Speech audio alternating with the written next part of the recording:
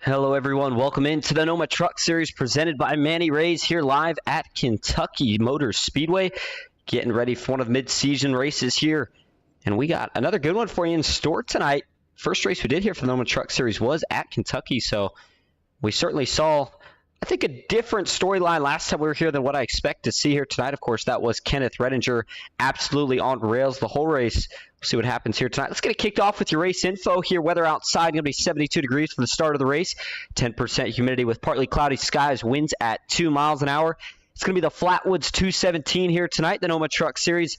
145 laps of action. Everybody's going to have 70% fuel. 5 sets of sticker tires in the pits. 1 faster pair as always. And then, of course, fixed setup. Stage break 1 is going to come at the end of lap 38. Excuse me, lap 38. Yep, sure enough, stage 2 at the end of lap 82. And 3 green light checkers if we were to need them.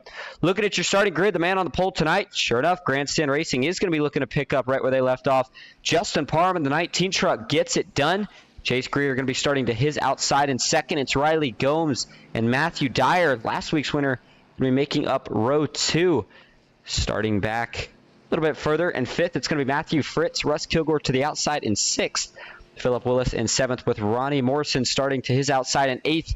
Robert Dudley will start 9th. Billy Davison in 10th. Keith Prince in 11th with Tyler Dudley back in 12th. Row 7 is going to be Robert E. Morrison, followed by one of the Hickox Racing guys. That's Jay Stinson starting 14th. Randy Bonomi will start from the 15th position. Sam Boutwell for Wally Racing rolls off on his outside in 16th. Richard Hurst will start 17th. David Traylor, good finish for him last week at Homestead as well. He starts 18th. And the last 2 trucks in the field tonight is going to be William George in 19th and John Bell in 20th. Definitely a smaller field than what we're used to seeing here for the NOMA Truck Series. These guys still going to put on a great showing tonight nonetheless. So Kentucky, 1.5 mile track, those 145 laps. It's definitely going to be one of the longer races we see throughout the season, but it is the last race before we head into an off week next week. And a lot of these guys really need to try to get some momentum carrying. Chase Greer, keep an eye on that 40 truck. Been putting together some good runs, now looking to find a way to cap one of them off. And it looks like we are going to actually hold off the green flag here. Saw the green initially wave. The admin scrubbed it. And we'll see what the reason is. Thinking somebody may not have been caught up to speed. Looks like Richard Hurst and John Bell. Oh, actually, looks like quite a few guys here. I wonder if... You're not sure exactly what the deal is, but I mean, you look back here, you see John Bell, Richard Hurst, Jay Stinson, currently in the pits. So is Keith Prince. So we got 4 drivers that aren't even on the track as of right now. Not sure if something had to get taken care of, and that could potentially be part of the reason here that we did delay the green. And we're just going to go ahead and pump up the action, make the excitement that much more here. The more we wait, the more anticipation there is going to be. Forgot to say, appreciate everybody coming out here tonight. Saw the alternations in terms of sponsors for these races. Flatwoods getting the job done here tonight. Last week it was SPINO, I do believe. Don't see John Lynch in the field here tonight. One of the guys that is carrying an onboard camera for us, though, nonetheless, is Richard Hurst. We'll take a look at him as we get the green flag, which looks like we're set to get the green flag again right here. We'll see if the admins decide to scrub the restart again. Yep, sure enough, they are. Take another lap around. So Justin Parham had a great truck last week at Homestead, got caught up in a couple of wrecks. Night came to an end early, stuck around though, got to see his teammate Matthew Dyer head to victory lane for the first time this season. And we had talked about it at the time last week, but I want to talk about it again. One of the things that you see with Grandstand Racing that really sticks out and shows just how much of a team effort they really put into each race. Kenneth Redinger not even in the race last week. Justin Parham, day gone really sour. But they both stayed in the Discord. They're both kind of, I would say, coaching at the same time, just kind of being the cheerleader, if you will, for Matthew Dyer, and that was all he needed. It was an absolute thriller of a finish. We saw him and David Traylor battling it out through the latter parts of the races.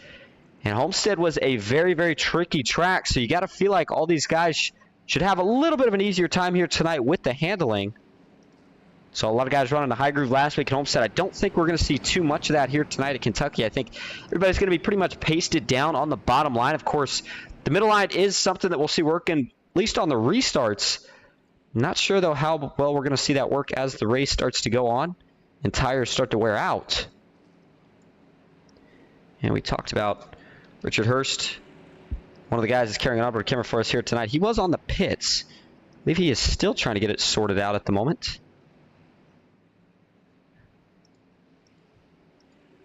And as he continues to do so, we will continue to wait in anticipation here. Looking like we should get the green flag again. This time looking back here, Bell, Hurst, Stinson, and Prince all still stuck in the pits. And taking a look here at Richard, looks like he's trying to figure out what's going on. They may have just had to start from the pits, because this time looks like we sure enough are going green. Here we go into the Geico restart zone. 2 laps late, but better late than never. Green flag is in the air. We're racing at Kentucky.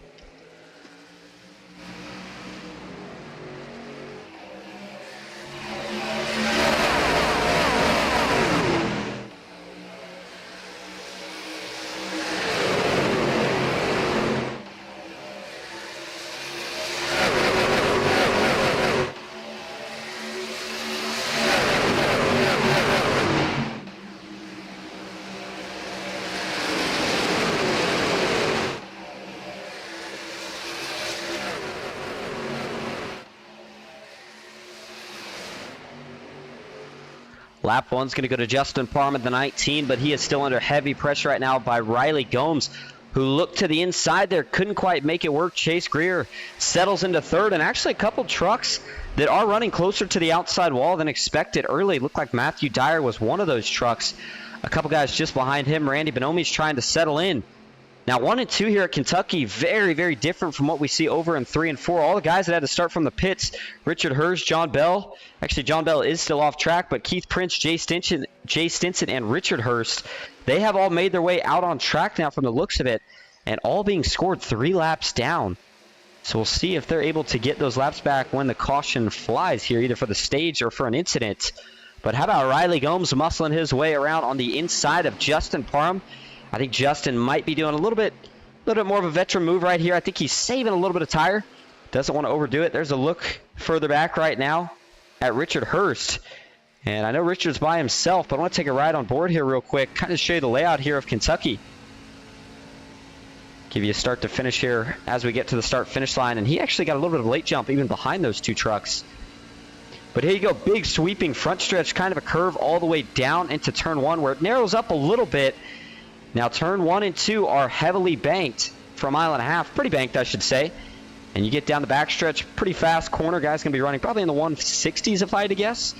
Down the back straightaway into 3 and 4. Not as much banking over here in 3 and 4. The turn is a lot flatter, and it will wear those Goodyear tires out, especially that right front really, really quick if you try to kind of send it in a little bit too far. So I think you're going to see a lot of guys such as Justin Parham as we go up to him now. Take turn 3 and 4 a little bit easier. Watch the 19. There you go. Backs off a lot earlier than what we saw from Richard Hurst. Make sure that he can get the front nose all the way down right to that yellow line. And he just kind of lets it roll off. Compare that right now to your leader, Riley Gomes. And he seems to have the line figured out. He's already trying to pull away. Half a second is the current gap between first and second.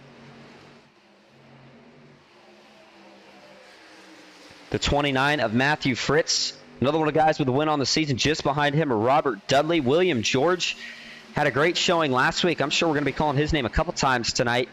You know, he's going to make his way to the front. Currently already up 11 positions from where he started.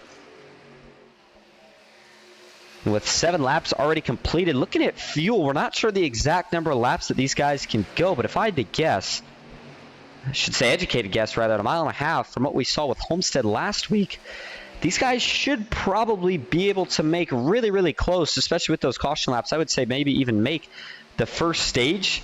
But if they do have to pit, that should give us a pretty good idea of what we're going to see in the later stages, as I think the fuel window is probably somewhere between maybe 35 and 45 laps. That would be my rough guess here to start. There's Jay Stinson. Currently sits 3 laps down, but the 31 truck had some speed at Homestead last week, got himself caught up in a couple incidents.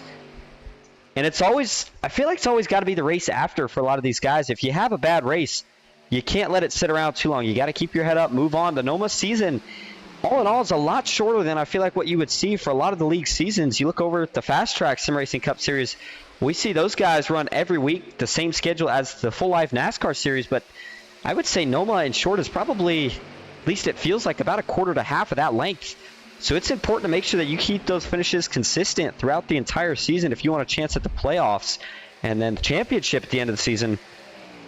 Russ Kilgore, last time we saw him with a chance at victory lane was indeed this season. First week at Daytona, had a shot right at the end. Him and Grant Turner got together. Both kind of got collected in each other's mess, and since then, seems like it's really been putting a damper on Russ this season. He's continued to try. Ronnie Morrison out of Wilkesboro, North Carolina, currently sitting in that 4th position. He runs just behind Chase Greer. Chase looking strong early. Truck looks like it's handling pretty well. One of the guys wrapping the bottom. Yellow flag is out. Trouble maybe a little bit further back in the pack here. And so far, so good. Can't tell who it's for yet.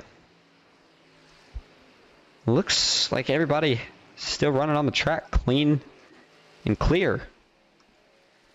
I gotta wonder again, Billy Davison. Looks like he may have had some trouble. Oh, he did. Sure enough, the one truck that we didn't see, and that would be why. That's the 88 machine, and front end is gone. Suspension destroyed. He's gonna have to pay a tow bill here early. Only 11 laps in, he's gonna have to use that one fast repair. He'll probably go a couple laps down. This was on the front straightaway. Riding alongside the 54 there of David Traylor. 88 on the inside, David on the outside. Where does it all go wrong here? Let's take a look from the blimp cam. And David's starting to creep down here. And it looks like Billy gets down to yellow, no harm, no foul. They cross the start-finish line clean, and then the 88, I think he was ready to come back up here, and 54, David Traylor says, I'm there, and I'm not going up yet. So I think David was maybe trying to hold him down, see if he could get a side draft. See if we can get an onboard view here with David, give us a better idea. That's a hard one to say, actually. From David's view, it almost looks like the 88 gets clear for a split second. Right here, it looks like he's maybe clear. It looks like some net code from that angle. See if the chopper can confirm that. It was really close. Again, maybe David was trying to get a side draft, but they never touch from that view. Yeah, no. So they never touch. I think David was maybe trying for a little bit of a side draft on the 88, but they were getting ready to split, and a little bit of net code caught the left rear of Billy Davison, and that just sent him around hard into the outside wall. Everybody else made it through, but that destroyed his Chevy Silverado. A couple more angles of it.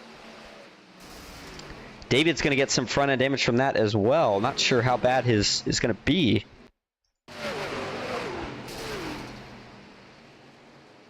Take one final view here from the TV tower. We saw the onboard. And it's just two guys racing really hard here early for position. Staying respectful about it, though. Again, in real life, guys don't have to worry about netcode. You go to the sim, and you kind of expect the same results. So when you get caught by something like that, there's just nothing you can do except kind of shake your head, move on. You see Billy here. He's still stuck in the pits. This is going to cost him. It's already cost him a lap. It might cost him 2 to 3 if he can't get that 88 machine back out on track here in a hurry. John Bell looks like he has made a return to the track now. Missed the start, and then after those 3 laps that he went down, he missed a little bit more of the race, even once we actually got the green flag. So he's being scored quite a few laps down here. Looks like he's being scored 4 laps down at the moment. There's David Traylor at the back of the pack. I'm not sure if he had to quite use his fast repair from the damage he had. Looking at the front end, it certainly doesn't look that bad from this view. See if it looked like that after the yellow. This is flashing back to that incident again. Yeah, I'm not thinking he probably had to use any sort of fast repair on that wreck. I think he probably just went in, got the optional damage fixed, maybe took one of those 5 sets of tires that he's got laying over and seeing if he can make up some track position here in the next 20 to 30 laps. Tyler Dudley currently in 17th, Robert Morrison in 16th, Keith Prince, Jay Stinson, the 2 other guys who kind of got messed up by that start. Looks like they were awarded all their laps back. So I'm thinking there must have been some sort of technical issue. And guess who? Mr. Richard Hurst finds himself out in front in the 76 machine. Just behind him, Justin Parham for Grandstand Racing. Chase Greer back in 3rd. Ronnie Morrison in 4th. It's Matthew Fritz currently sitting in 5th. Robert Dudley back in 6th with William George in 7th. Now up 12th from where he started. Philip Willis in 8th. Sam Boutwell in 9th. And Matthew Dyer rounding out your top 10. Kind of wondered what happened to Kenneth Redinger. Just haven't seen him as much this season. Hope all is well in the 24 camp. Looking a little bit into the chat here. Looks like got a couple people. Stay tuned. Sports says, let's go 96. Nancy says, hey, Austin, ready for a good race tonight? Neither one of my boys are racing, but I'll cheer for the others. Race smart drivers. And you know what, Nancy? Sure enough, missing Joey and John tonight. That's what I said. Small field. A lot of the big hitters that we're used to seeing, they're not here tonight. I'm thinking part of that might be the Bristol night race that's going on. A lot of these guys maybe wanted to catch it. Stay tuned says, let's go, George. Keep pushing. Are there stages? Sure enough, stay tuned. There are. Stage 1 going to fall at the end of lap 38. And I'll double check that real quick before we get anybody confused. And yep, sure enough, the end of stage 1 going to fall at the end of lap 38. And the end of stage 2 will fall at the end of lap 82. So that final stage should be somewhere around 60 laps. I think that's why they made it 82, about 3 laps of caution. I think the plan would be to go green about 85. And Stay Tuned says, dude behind 88 was fault, should back off a tick. And, you know, I mean, you can look at it from that view, but again, at the end of the day, it looked like a little bit of netcode, just looking for a side draft. Maybe not expecting that. Everybody has their different preferences on how hard they want to race early. I just can't really pin that one on anybody right now from the views that I got to see at it. Do I agree? Maybe these guys were going at it a little too aggressive for this early on. Yeah, but I mean, stage points. A lot of these guys need it. It matters a lot once we get down to the playoffs. Getting yourself a stage win, any points you can accumulate in the regular season can help you out. And I think that's part of Richard Hurst's plan right here. Rocking the NOMA TV paint scheme tonight. Rocking it on board, and he's looking to see if he can hold off the cavalry here. For he's got a ways to do it still. 24 laps to go in stage 1. Green flags in the air. Big stack up from the outside. Justin Parham did not get going. And we got guys scattered everywhere. We got a wreck out back. Yellow flag is back in the air. David Traylor checked up. Not sure if he was involved in this. A little bit of right side damage to the 54. That could have been from last wreck. And then looks like the one truck as well. Ronnie Morrison, I think he was the other guy involved in this.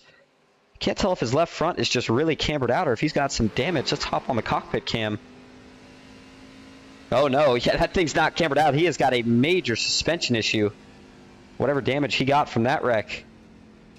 He's got the wheel over 90 degrees to the left trying to get this thing to turn. I think he's got it at about wheel lock at this point. That's going to be a fast repair. So this all starts with a stack up with the 19 of Justin Parham, but it really translates and gets back out here. So the Justin Parham and the 19 just in front of Ronnie Morris, for this restart. There you go. Justin doesn't go. Stacks it up a little bit, and then, oh, man, what happened to the one right there? Looked like he got almost shockwaved off the back bumper. The 19 truck, Justin Parham. Watch this.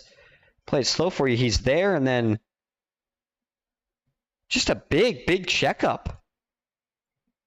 Not sure what happened.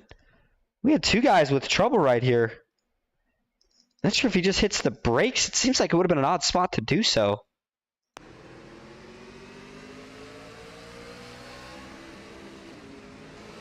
And just, I think he downshifts. Certainly sounds like it. You see the back end start fishtailing around. Watch the RPMs here as they go up. Now, normally right here when he would shift, you'd see those RPMs drop. In this case, they don't. Notice how they shoot up and they hold at 8. Then the back end just starts fishtailing around. Taking a look here at the left rear. Watch the back end. Yeah, I think he just maybe downshifts on accident. And when he does so, that causes an even bigger checkup. And you got to wonder if maybe, did he just get slightly distracted from what he saw going on in front of him, trying to check up for the 19? Then the other truck that gets involved in this, he got tagged in the back. That's what actually sent him around. It looks like he was by the 49 of Robert Dudley, who had nowhere to go. Yeah, sure enough, Robert Dudley. Can't miss that one. Sends the one to the outside wall, one coming back down, but I think everybody else misses this. Billy Davison to the inside. And then David Traylor just, he made sure he checked up way before he got anywhere close to that. Wanted no part of it. And so it's going to go down in the books as a one-truck incident that brings out your second caution here of the night. 17 laps of 145 completed. And you notice in the background that sun's starting to drop below the grandstands now. We might be into nighttime before this race is over. Again, still got a long ways to go. And in sim time right now, already 7:42. Winds at 2 miles an hour, and track temp is going to continue to cool down. We didn't talk about that in the pre-race, but 78 degrees is cool enough to give these guys plenty of grip. And we haven't really seen any major issues yet in reference to guys struggling with grip. First caution happened down the straightaway. Second caution was on the restart.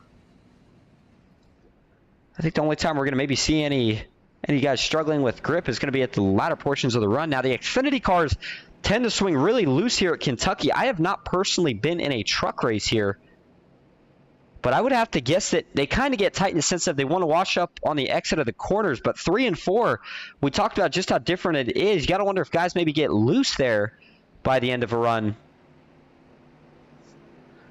Looks like Richard Hurst still going to be scored as your leader. Again, not much change in position there as we didn't even make it a lap.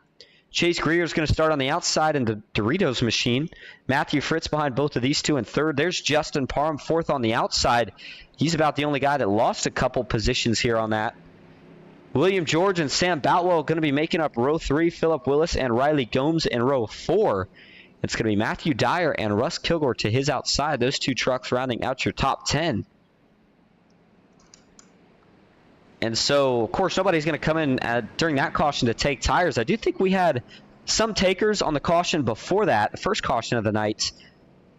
And at this point, 5 sets of tires, I think you got to look at, you're going to take 1 at the end of each stage. There's going to be 2 that last green flag run. There's going to be a pit stop. That's going to probably be 3, maybe a pit stop in between there, 4. So, I think you got to still be conservative with your tires here. Talked about it's a longer race than usual.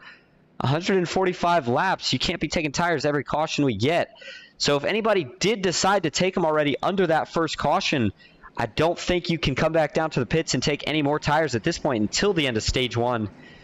And we still have what's going to be 19 laps until the end of stage 1 here once we go green this time. Going to be 20 laps completed. We saw a lot of speed early on out of the 9 truck of Riley Gomes. I'm interested to see what he does here, if he looks 3 wide around anybody, or if maybe he plays it a little bit more patient this time. Tries to kind of work his way up there nice and slow, conserve the tires. And Richard Hurst, he's going to be going like a bat out of hell right here, trying to stay at the front as long as he can. And going further back in the field, Billy Davison, he did indeed use that fast repair, currently being scored a lap down. So, all in all, not too bad. I think the 88's night is not over by any means. He needs 1 more caution here, which he's going to get in a meager 19 laps. And he can get himself back on the lead lap, assuming he's not involved in any more incidents until then. Ronnie Morrison, I don't believe he... Actually, no, he probably did have to use the fast repair because of how knocked out the toe was. And I couldn't tell. I don't know if he actually had blew his engine or what the case was, but...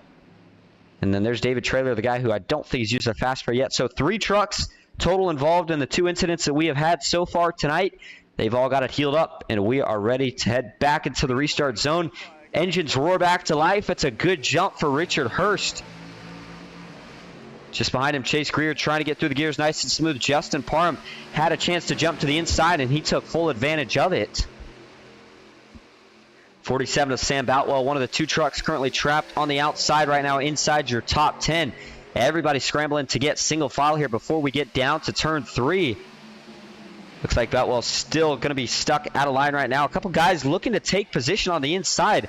Up front, we're going to go 2 by 2 here. Matthew Fritz and the Manny Rays Mafia paint scheme going to jump down to the inside. Does Justin Parham look 3 wide right here? It'd be an awkward position to put him in this early on. And sure enough, he's not going to do it. Matthew Fritz, though, on the inside. Can he make a slide job work? Not going to make anything work this time. Richard Hurst rocking the outside line. Somehow makes it stick. And that gives him a lot of momentum to carry down the backstretch. Justin Parham continues to push. I think Chase Greer saw that and said, let me see if I can maybe help Matthew Fritz out a little bit. And they all washed way up the track there in turns 3 and 4.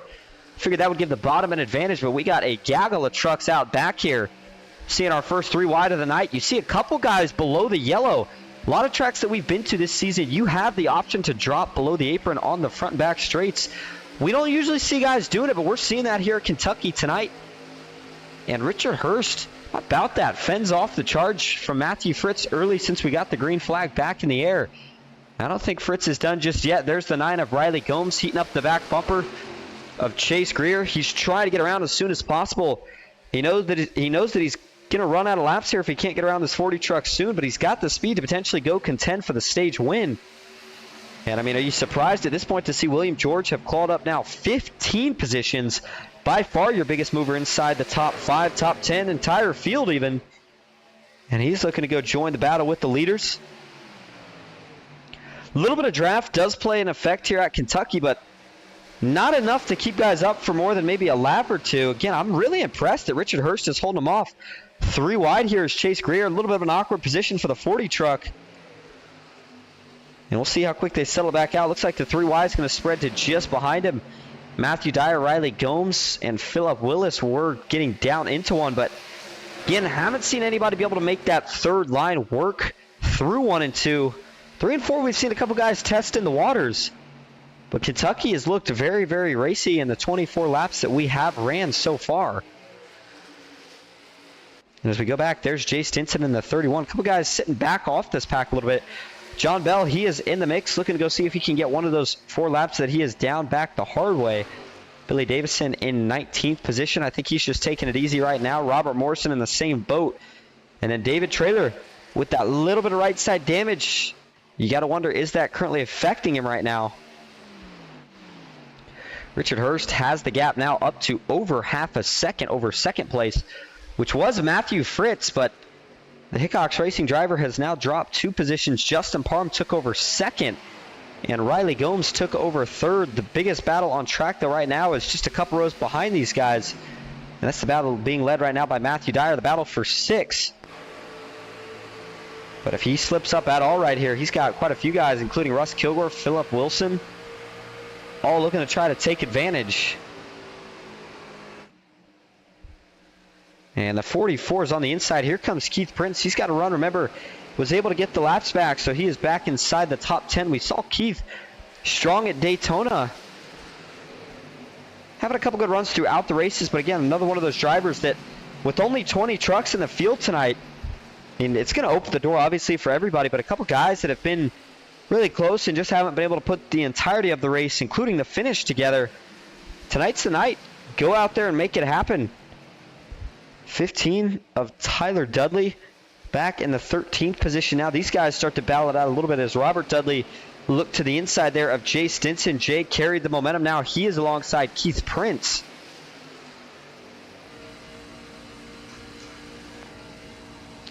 But up front, it's still all Richard Hurst. You can tell he is certainly burning up whatever tires he's got, though, because Riley Gomes, he got past Justin Parham, and he is now hunting him down, closing the gap as the 9 machine has it down now to about 2 truck lengths, 0.2 of a second. And if you're Richard Hurst, you want to race him really hard here, but I just don't know if the 76 has enough to hold him off for 10 more laps. If Riley gets by here, gets the clean air, you know he's probably going to pull away. Still part of me has that feel that Justin Parham, we saw how strong he was last season. I feel like there's just something in the back of his mind here that's telling him to stay conservative for as long as he has. He's got track position in the sense of he sits third and on a little bit of an island by himself. Doesn't have to worry about too much pressure right now from out back or out front. And maybe he's expecting the tires to really fall off here in just a lap or so as Riley looks to the inside down the front stretch on the 76 truck. Can he get clear before turn 1? Can't quite do it yet. Richard's going to send it in. Can't quite get down to the door in time. New leader at Kentucky. It's Riley Gomes. One of the rookies in the series this season. Doesn't have a team. Surprising as it is, but he's still showing speed. One of the beauties in fixed setups. And when he crosses the line this time, he's going to have to hold them all at bay here for 8 more laps, and he could be your Stage 1 winner. And if it's anything like what we saw last time we were at Kentucky last season, the guy who was fast early was the guy who was fast late, and the guy who ultimately won the race back when Kenneth Rittinger in the 24 truck was on rails for the entirety of the 145 laps that we ran. Pack started to get separated a little bit. Lap traffic could maybe come into play on one of the later stages, maybe stage 3. I don't think we're going to see too much, if any of it here, definitely not in stage 1. Maybe a little bit in stage 2, assuming these guys are going to have to make a pit stop, which I believe they will. So the splitting of the packs right here. David Traylor After, again, a good run last week, that damage must just be affecting him, and he has not been able to make up any positions on any of the restarts so far.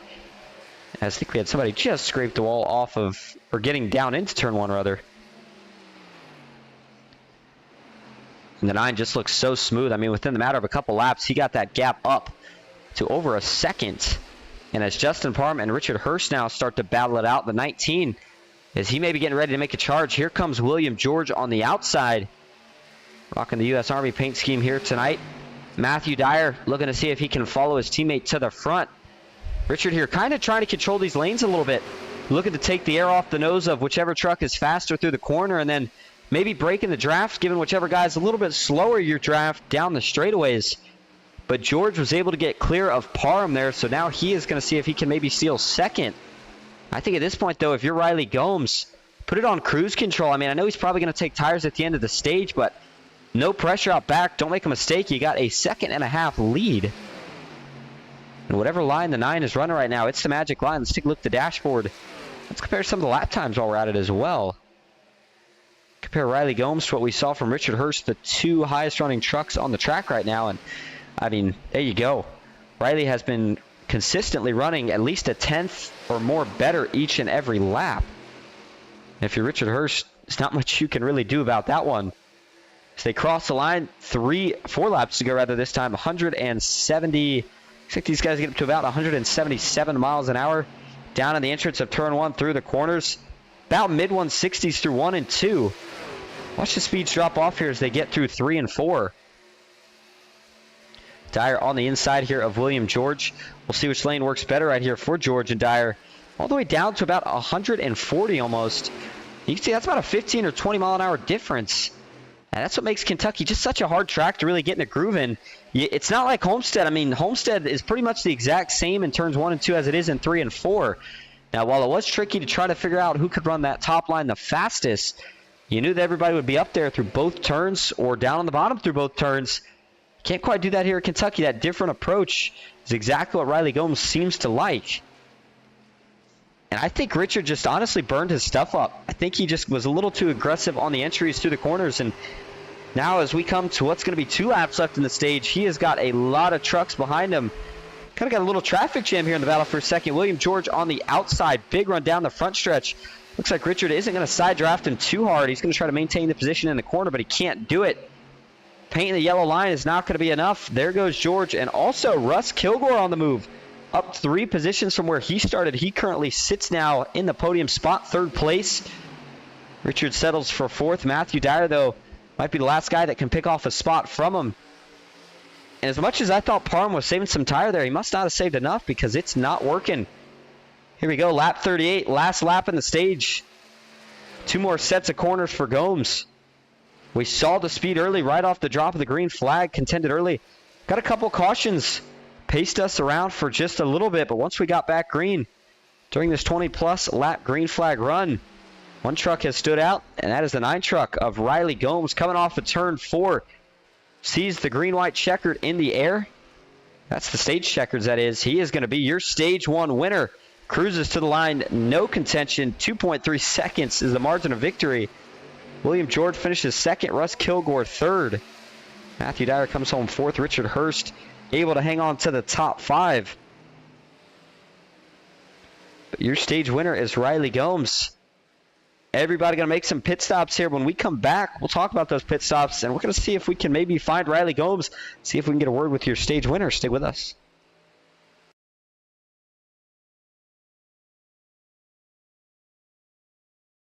Ghost Racing Network now has merch. Go to grnmerch.com to browse our selections from stickers to custom-made by-request hoodies and shirts. If you've ever wanted to support Ghost Racing Network outside of YouTube, here's your chance. Ghost Racing Network, for the scary side of iRacing.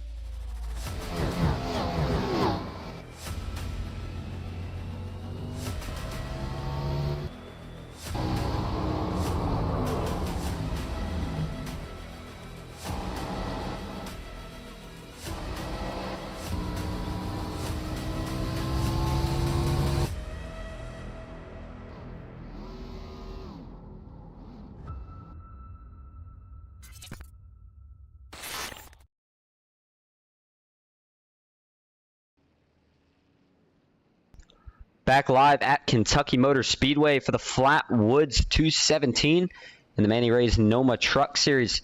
Pit stops underway. Looking at the race out of the pits is going to be a drag race. It looks like, I think Russ might have squeaked it out.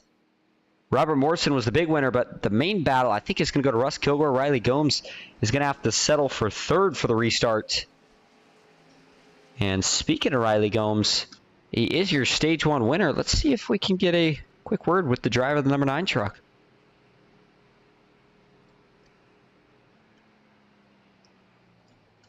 Hey, Riley, this is Austin up at the booth. You got a copy? I got you. What's up?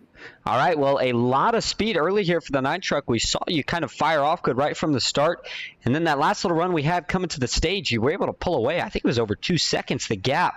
Clearly you got some speed early, but how are you going to execute to maintain the lead here the rest of the way? I don't know. I think a lot of that had to do with tires. I took 4 tires on that first stop. I don't think anybody else took any, so I think that was really what you're seeing there at the end. Well, tires are not. Even at the start of the race, we saw the speed. Now, Kentucky's one of those tracks where you really got to save some tire. Do you feel like now that you've taken another fresh set here, is there any mindset of you got to maybe save a little bit more than the rest of the guys being on one set less than the rest of them? I don't think so. I think we're going to leave no sets on the wall and just kind of push them. And if we end up short on sets, then so be it. But I think we're going to push them harder here for about 20 laps, come in, take a whole new set forward, and then go back out and try to win this stage as well. All right, well, one of the independent drivers in the field, I got good news for you. The guy that we saw win Stage 1 last year went on to win the race, so we'll see if you can continue that trend this year. Thanks for talking to us. Good luck. Absolutely. Have fun up in the booth. Great personality there. For the few times I've got to talk to Riley this season, and you know, I'll tell you what, you always like to see one of the guys that you're not used to talking to hop up in the booth. And we had a lot of rookies this season. You don't see as many of them tonight as we see in a lot of the races. Looks like Billy Davison back on the lead lap. He was one of the fans of that stage break right there. And then behind him, looks like John Bell has now cycled down to 3 laps down. And we'll see if he gets another one right here. That would put him back to 2 laps down. 5 trucks still going to need, I would say, probably 3, anywhere from 3 to a handful of cautions. But it's certainly helping his chances here. Each caution that he gets. And during the break, I want to take a quick chance to thank everybody that's been watching tonight. You know, I feel like the last week I got sick and a couple other things. I feel like the broadcasting quality was just kind of below par what we like to offer here at Ghost Racing Network. We still had a lot of guys stick around and starting to feel better. Still a little bit stuffed up, but glad to be back watching the NOMA Truck Series this week. Again, we get an off week next week, and then after that, boy, let me tell you, do we head into a fun stretch of tracks. We'll talk about that here probably sometime during the 3rd stage in terms of some of those interesting tracks that we get in the process. Richard Hurst, Randy Bonomi with a little bit of an issue here under caution. I think they might have just been coming to a stop. 76 heads down, and oh, that's a technical issue for the 76. Big time issue for Richard Hurst. Was he able to correct it in time? Looks like he was. Gets back straight. Yeah, not sure what happened there. Just takes a little detour through the grass, though. No harm, no foul. And now that things have cycled out a little bit more, looks like Riley Gomes is actually being scored back in the lead. Nope, take that back. Russ Kilgore, he did choose the bottom. Riley Gomes up top. And I think Riley's underselling himself a little bit there. He said he only felt like he had that speed because of the new tires. But, again, we saw the speed at the start of the race. Everybody was on even tires then. So I think that 9 truck has another shot of maybe pulling a little distance on the field here if he can get clear of Russ Kilgore in these first couple laps. The end of Stage 2 is going to be just actually 40 laps from right now. Going to be 39 once we take the green at the end of lap 82. And as we await that, I believe we're probably going to see a pit stop at some point. It's going to be really close on fuel. We're just going to have to find out. All right, here we go. Back into the restart zone. Green flag is back in the air. Stage 2 is underway at Kentucky. It's a great jump this time from Russ Kilgore. Riley Gomes, in the meanwhile, is not able to jump down to the bottom. That allows William George to dive it down low. Can the 96 make some magic happen here tonight? Matthew Dyer still sticking up top, looking for some momentum. Justin Parham, what can he do now on the fresh set of Goodyears? The 96 slides into second, but it's Russ Kilgore who gets out to almost half a second gap in front of William George here in just the first half of the opening lap here for Stage 2. Just go further back in the field. We got a lot of trucks battling here. Everybody knows how important the track position is, and the best time to get it is on these restarts. Here's the first battle, just behind Riley Gomes. And Justin Parham is trying to hold back Matthew Fritz, Matthew Dyer, Chase Greer. And now they start to single file out a bit, but Chase Greer and Matthew Dyer, they sure haven't. Saw Dyer working the outside in 1 and 2. Seems like it must not have worked as well as he needed it to. And he's continuing to try to work the outside in 3 and 4. You see it kind of works on the straightaway, but the 40 truck of Chase Greer does a good job, dives low, dives away from the side draft, and that gives the 28 not really much of a choice but to have to slide back in line. And if he's not careful right here, Jay Stinson, I was going to say, is also going to get to the inside. Jay sure enough was able to. And you got to start thinking about that pit stop now. I know I'd said it's going to be close, but let's just say in theory here, guys are able to make it the entire way, which I just don't see them making an entire 39 laps on fuel, but could prove me wrong here. There's no chance that they're going to be able to make it that long on tire with as hard as they're running right now. I mean, looking at your front three, they're pushing the pace pretty aggressive. Russ Kilgore lost that lead to William George. William George had to feel like he had potentially the best truck last week. It didn't work out. But he's so good when he's able to get clean air at any track that we've been to. And he's got it again, and we'll see what he can do. And the mix of the strategies when you come to a track like Kentucky is you can either try to pull away from the field, use those tires up early, and then try to hold it off the rest of the way, or you try to save your tires early and then have something to work with towards the end. I think that's more or less just kind of a preference thing, what guys prefer. Looking at track temp, though, it looks like it's actually decreased a little bit more. I thought I had said 76 last time, so maybe it's increased. But in terms of sim time, the sun does continue to go down. It is now almost 8:30 in sim time. Weather outside now has dropped a little bit at 71 degrees. And by the time we finish stage 2, we could potentially be full dark. That means we are going to end in the nighttime. Some guys like that. The handling of the trucks do change a little bit, especially as track temp changes. And sometimes that pulls guys that maybe didn't seem like they had the speed earlier right back into the picture.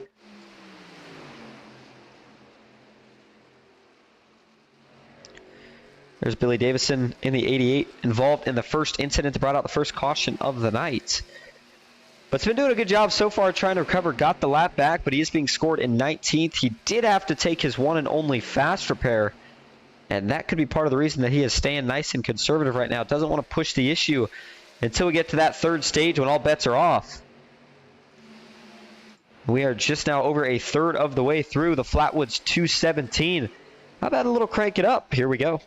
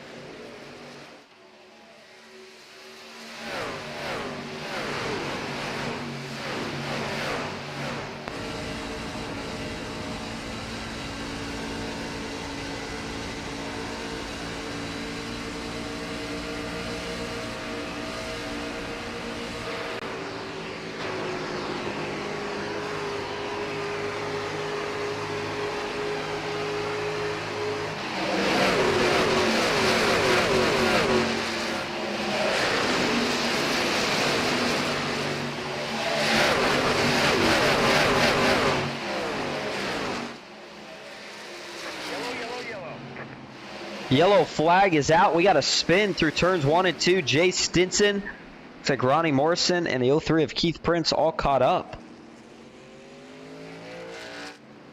Robert Morrison, the last truck to sneak by. Then Ronnie just behind him. We were literally just getting ready to come back from the segment. And part of the reason for that was because I saw these guys 2-3. Thought for a split second I might have saw 4 wide. The point was that they were racing really hard. And something didn't quite work out here. So taking a look as they get down into the corner, the incident starts earlier. Looks like, in fact, it starts with Jay. So let's go back here and watch it from Jay's point of view. And watch from the blimp cam, that's the 44 of Philip Willis behind him. And, oh, the 44 just looks like he overcooks it pretty hard. Gets into the 31 truck, and that spins Jay around. 49, Robert Dudley makes some contact, and then incoming Keith Prince and Ronnie Morrison just with nowhere to go. That was kind of a surprising mistake right there from Philip Willis. I mean, yeah, he just looked like he way overcooked it down into the corner, and you know, Jay was already in the middle top line, so there was plenty of room down low. I gotta assume that Philip just got in there a little too hot and couldn't quite check up in time. I don't think Jay's going to be too happy about it, though, and I mean, you can't blame him. Let's take a couple more views of it. And watch this again from when it actually starts. So there you go. Jay's going to get up. I don't think he really throws so much of a block. Looks like Philip ducks to the low side and then just gets into him. Looks pretty cut and dry. And everybody just trying to avoid him. I think Keith Prince probably got the worst damage out of it. T-boning on the front end of a truck is never a good thing to do. So we'll take one more view of it here from the gearbox of Jay Stinson. Actually, we'll take a look at the left rear rather. All right, here you go. You be the judge. Yeah, it's contact. Sometimes we say net code. No net code in that one. So Richard Hurst now being scored as your leader. I think he continues to try different strategy here. And I like it from the 76. I felt like it actually worked out for him pretty well in stage 1. Hoping to see if it's going to work out for him pretty well here in stage 2 as well. And if we go back, there you go. There's Richard Hurst. Kind of has the uneven strategy, but he's actually going to break down to the pits right here. So you might be able to scratch everything that I just said now. Talked about Jay involved in that last incident. Going to try something a little different this week. One of the best things you can get is a relatively immediate reaction from a guy there. And I think Jay just, it's going to be my assumption, just feels like maybe the 44 over-scented, but we could be missing something. So we're going to see if we can bring him up here for a quick word. Hey, Jay, this is Austin from the booth. Got a copy? Not much. Well, involved in that 4th caution of the night. We're kind of trying to figure it out from up here. Did you feel like you kind of just, maybe the 44 just overcooked it a little bit into the corner, or was there something that I didn't see from a few laps ago? Honestly, I don't really know. According to what he was telling me is that I was blocking him, but he had about a lane and a half underneath me if he wanted it, and I felt like he just didn't take it, and he come up and got me. Personal opinion, you know how those are. So I'll let race review. He took the incident or whatever, or left or whatever he did, which is fine. You know, it's too early to, even if I am blocking, you think I'm blocking, it's too early to even care. Just, you know, back up, let up, and you know, let's race. But no intentional blocking. There's plenty of room underneath me if he wanted it, and he just decided to hit me, in my opinion. But you know how that is. It's just my opinion. Well, looking ahead in the race now, I believe, I'm not sure if you had to take your fast repair on that one or not. Let us know on that. And then, okay, well, I was going to say, so if you had to take your fast repair, how is that going to change the game strategy? Do you have to be more conservative here until we get closer to the end? I don't know. Like, yeah, I'm trying to. I was trying to there. I wasn't even running hard. I was trying to stay behind everybody, and next thing you know, I get nailed for something I didn't even know I was doing to somebody who wasn't even near me until right there when he drove up on me when the Gomes number 9 kind of spun and saved it, and he kind of caught back up to us, and all of a sudden I've been blocking him forever. So I don't know. It just depends on how people treat it. They need to relax and just enjoy the race and quit getting mad and dumping people for no reason. That's why we're having so many cautions. But you know, it is what it is. I'm gonna try to stay relaxed and have fun, and whatever happens, happens. All right. Well, we appreciate you talking to us, Jay. We'll let you get ready for this restart. Good luck the rest of the way. Thanks, buddy. Appreciate you. And send Jay back down. There you go. You know what? Tell you what, he said that. I feel like he did a good job saying that. You could tell that he wasn't happy about it, but he didn't let the emotions get the best of him in the sense of just going off. But I kind of agree with it. I mean, to a certain degree. You know, we didn't see what was going on the last couple laps, but from what we saw there, it didn't look like Jay was trying to do anything too aggressive. You know, maybe the 44 was focused a little bit on the back bumper and maybe thought Jay was blocking a little more than what it really was. Nonetheless, it's over and done now. Looks like the 44 has retired from the race as of now. Philip Willis in 20th, no longer on the track. Jay Stinson took his fast repair, so he is back good to go. And with the stage break coming here on lap 82, the end of lap 82, this should put everybody, I believe, in the fuel window. So it's going to be a sprint the rest of the way. Here we go. Green flag is back in the air. Matthew Dyer led us back to green. He got a good jump. It's been hard for anybody to really hang tough with the leader on the restart so far tonight. And now they're going to battle a little bit out back here. William George talked about how good he is in clean air, but he's going to have to fight for it this time as he gets trapped on the outside. Russ Kilgore is going to drop low, tries to give Chase Greer a little bit extra draft. Down into turn 3, further back, David Traylor and Robert Morrison side by side. Behind him, Ronnie Morrison and Sam Boutwell. And there's Jay Stinson in the 31. I think he's going to try to slowly and methodically work his way back up here. I don't think he's going to race anybody too hard for it. It's the 49 of Robert Dudley. Look to the inside. There you go. Dudley checks up. He must not have liked the look he was getting, so he backed off. Meanwhile, up front, we got a shift in the hand for the lead. Looks like Russ Kilgore is going to take over, at least for now, over Matthew Dyer. William George still committing to the outside, and actually he's starting to find some grip. Look at the 96 roll. The outside gets right to the door of Matthew Dyer. My goodness, what a pass. William George, if he can make that line work the rest of the night, I don't know if anybody's going to have anything for him. He liked what he saw. He thought about trying the same thing there through 1 and 2, thinks better of it, but watch him through 3 and 4. Let's see if he tries the same line. The 4 of Russ Kilgore expected here to go low. Does a 96 try the high side? Yeah, he is. He really, really liked what he got from it last time, so he tries it again. You see Russ drop a little bit lower. And it works well on exit. Look at the run he gets down the front stretch. He's going to close this gap up big time. Cuts it down about to a 10th.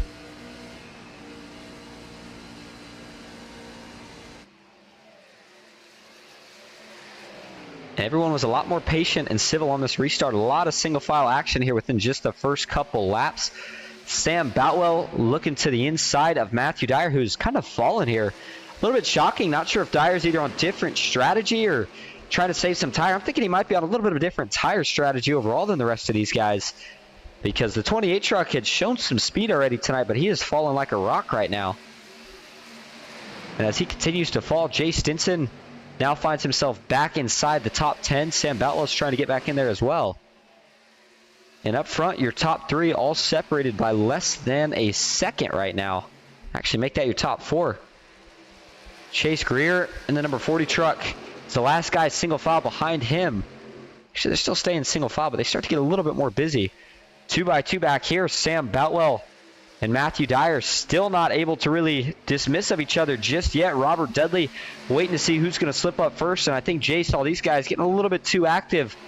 Remember, that 31 truck already took his only fast repair of the race. I think that's the reason he's backed off a little bit. Ooh, Richard Hurst. He gets into the outside wall. Looked like it was a little bit more than a love tap, but nothing more than a bump. That's going to scuff the paint on the right side of the 76, but I don't think it's necessarily going to affect him too bad. Got to be real careful doing that with these trucks. We know it can cause issues, but I think he's going to be okay on that one. Up front, William George took the lead over here in just the last lap from Russ Kilgore. Russ still showing a lot of speed tonight. He's got to just stay patient in the mindset right now. It can be frustrating when you know you got the speed. You get passed by a guy, just play the game here. Save a little bit of tire. Try to track down William George here. I would say in about 10 laps or so when tires start to fall off a little bit. And as we cross the line this next time, not that time, we're really going to be starting to close down on the end of the stage in terms of 15 or so laps left. Matthew Fritz brought himself right back into the battle. Remember, he got the win at Auto Club. I believe that was the only race so far this season that we actually saw end under caution. But it was his first win of the season. Ended the drought the 29 was going through, and Hickox Racing has already sent 2 drivers to victory lane this season. And we're not even halfway there yet. So that's certainly a good sign. Good omens to come. Ronnie Morrison, who was involved in that restart crash, he is back up to 5th. Up 3 from where he started. But he is looking pretty fast. Riley Gomes in the 9, though.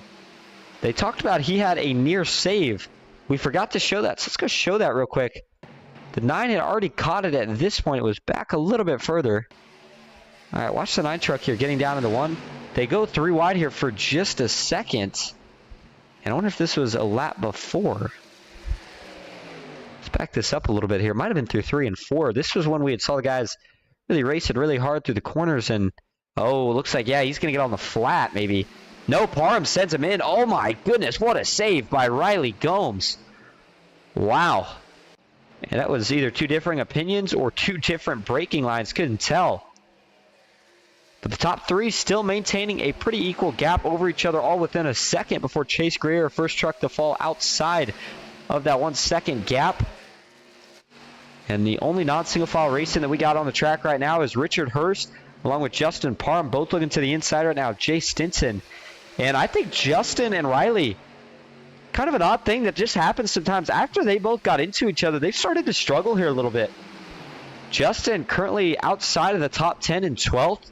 And while Riley Gomes is still inside the top 10, he looked like he had top 3 potentially race-winning speed so far tonight. And now the 9 seems to be struggling a little bit here. Not sure if it's just simply being back in traffic, but a little bit on an island by himself.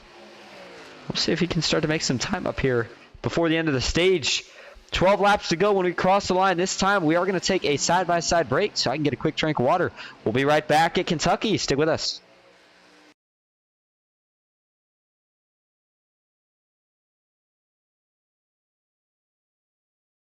Ghost Racing Network now has merch. Go to grnmerch.com to browse our selections from stickers to custom-made by request hoodies and shirts. If you've ever wanted to support Ghost Racing Network outside of YouTube, here's your chance. Ghost Racing Network, for the scary side of iRacing.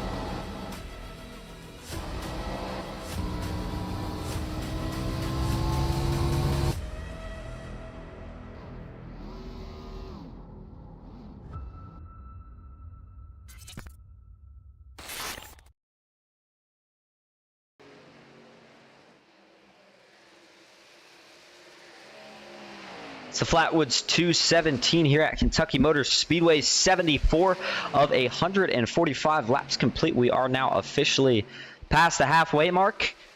And it is now just about fully nighttime here. You can see it in the background. See if we get a quick scenic swap for it here.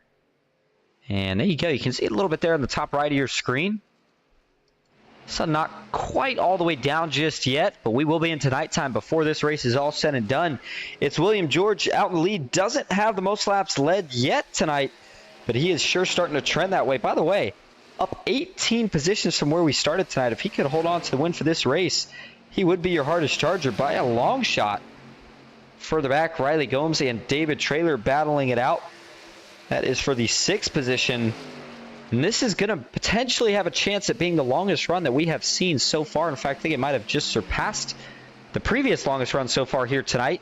So we're really starting to get a chance to see which of these guys is going to have the best piece to work with on the long run. And everybody's on fixed setup. So when we talk about who is going to have the best truck to work with, it's more or less who is saving and managing their tires the best throughout the run.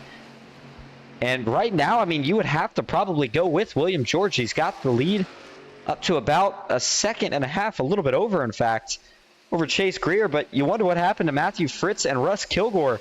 They both lost positions here to Chase, so I'm starting to think that Chase, who was actually sitting a little bit further back, he may have been saving a little bit of tire. And saving that tire was enough, all he needed to get back up here and start contending. Now we are really starting to close in now on the finish of this stage. I'm not sure if Chase has enough time to try to track down William George, but we're going to see what the 40 truck's made of right here. And once we do cross the line this next time to complete lap 78, that is going to put us at 5 laps to go in stage number 2. Guys all setting themselves up. You really are going to want track system for stage 3, especially if we get to a point where we could potentially see a green flag pit stop. Haven't seen one yet tonight. The way the cautions have fallen, it just hasn't worked out. Chase Greer has that gap. No, never mind. I was going to say I thought he had it down for a minute, but no, he's actually lost some more time. Matthew Fritz, though, is putting a lot of pressure on him. It's a little tough to drive when you have another truck right in your rearview mirror, and that's basically the view he is seeing in his rearview mirror right now. The 29 of Matthew Fritz going to continue to apply the pressure, and Fritz is one of those guys, we know how clean he is. He's not going to make any contact right now with Chase. Just going to play the mind games with him. Stay as close as possible. See if he can get Chase, again, one of the rookies this season. And the veteran that Matthew Fritz is going to try to see if he can make that 40 slip up just a little bit. Maybe open the door here in the next 4 laps for him to try to make a move. But Chase just got to stay nice and disciplined here on that consistent line that feels the most comfortable. But everybody going to have to try to make some sort of on-track adjustment for that final stage if they want any chance at William George. Seemed like when they had him contained as anywhere but the lead, they were doing pretty good at it. But, man, when he got in that clean air, similar to what we saw with Kenneth Redinger last season, just looks like he's on rails. Cannot make a mistake right now on that 96 truck. But further back, single file and spread out. That's what we're seeing right now. In fact, if we ran probably 10 more laps, we might see our first lap truck of the night in terms of on-track green flag lapping. And that would be Keith Prince, but I think he's going to be able to hold on here for the next 2 laps to hold on to the stage victory. Not stage victory, to stay. William George is trying to hold on for the stage victory, but that 18th place truck, Keith Prince in the 03, he's trying to hold on to that lead lap. And I think he'll be able to do that without too much issue. Working his way through turns 1 and 2. William George, let's take a ride on board with him here as he comes and arrives at the white flag here for stage number 2.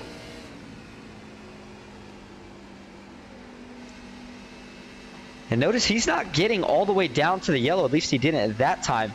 And from the sound of it, it sounds like the truck's actually getting more tight than it is loose. You can hear the front tires scrubbing pretty hard on the 96 truck. But he's still able to maintain quite a bit of speed as, yeah, I mean, the gap in just the last lap or 2 has gone up another half second. And some of these guys might later be working a little bit more on getting that track position than tires, because William George has been able to take full advantage with this track position. And as he heads down into turn 3 and 4 for the final time here in stage number 2, he's going to come out of for a winner here. Stage number 2 at Kentucky goes to the 96. William George gets it. Chase Greer comes across the line in second. Matthew Fritz in third. Russ Kilgore fourth. And it's going to be Ronnie Morrison rounding out that final top 5 position. As caution comes out. 5th caution of the night, but one of the 2 stage cautions. So we've actually only really had 3 cautions here of the night. And had a chance to talk to William in the post-race last week. He's one of the guys that we normally don't see in Discord, and from the looks of it here tonight, doesn't look like he's in Discord either. Chase Greer, though, the rookie, still an impressive run, getting up to second. We'll see if we can maybe get a quick word with him. It's the end of the stage, so again, we're going to take a break. This time, again, not so much the break that I need is we're going to let these guys all settle into the pitch. We're going to go get Chase Greer here in the booth for an interview, and we'll be right back to give a quick word with him. Stick with us.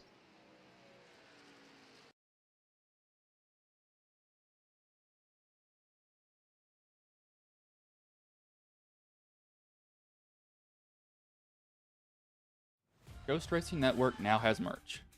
Go to grnmerch.com to browse our selections from stickers to custom-made by request hoodies and shirts. If you've ever wanted to support Ghost Racing Network outside of YouTube, here's your chance. Ghost Racing Network, or the scary side of iRacing.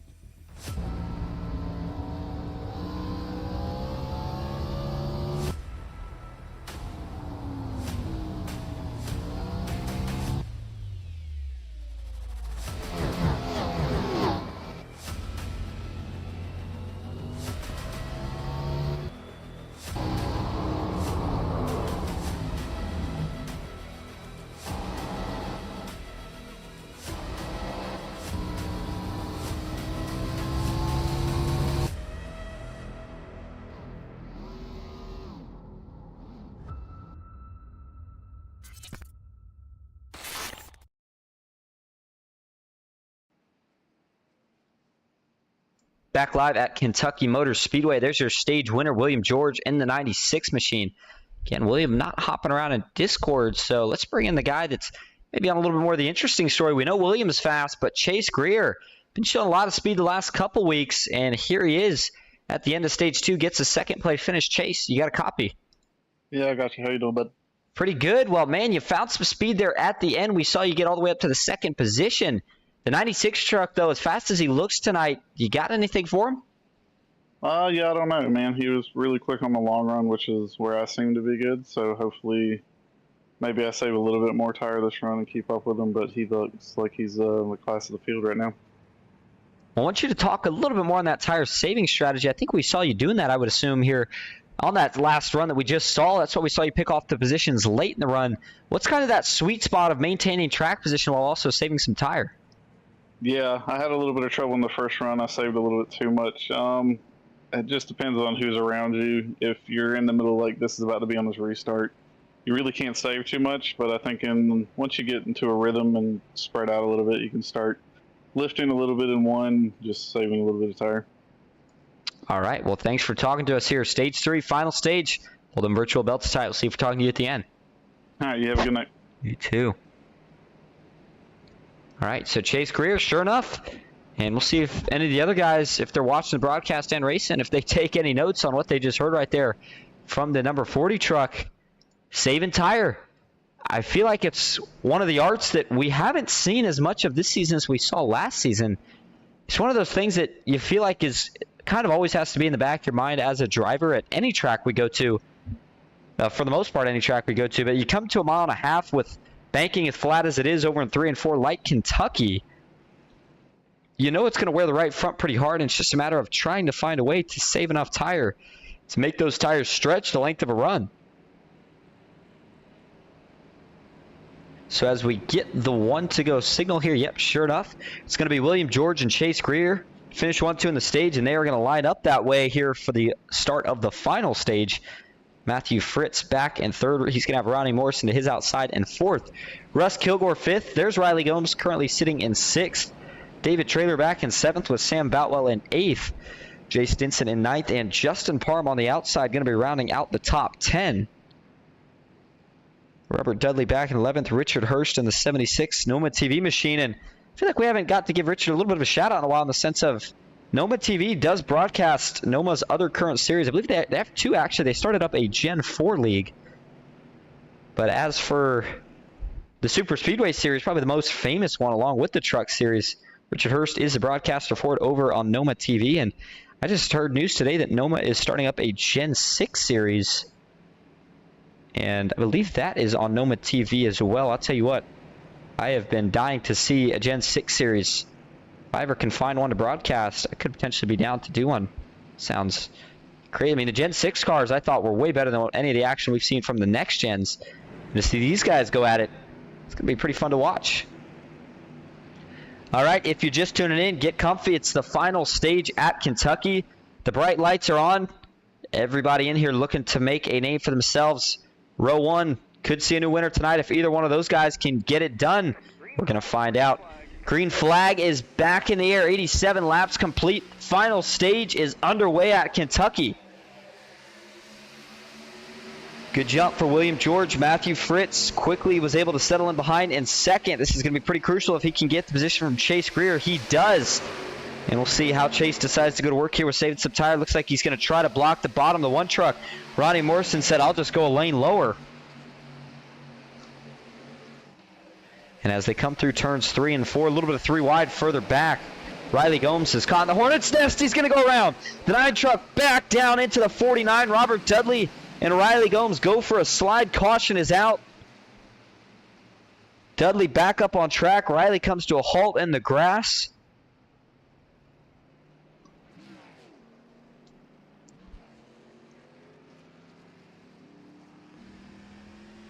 Don't see any significant damage to either of these two trucks. I think it was just maybe a little bit of an innocent spin. A little bit to the left front of Riley, but I don't think he's going to have to use a fast repair, assuming it didn't knock out the suspension, which from the cockpit view, I think he's going to be okay right here.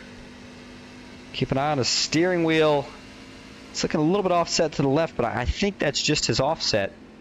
We'll know here when he goes down to the pits. Does bring out your 6th caution of the night, 3rd one for incident. And this was just hard racing again. Let's take a look from the chopper view to start. Does Riley might have actually gotten loose before Dudley ever got there. I think he did. Yeah, he did. No, it's a hard call.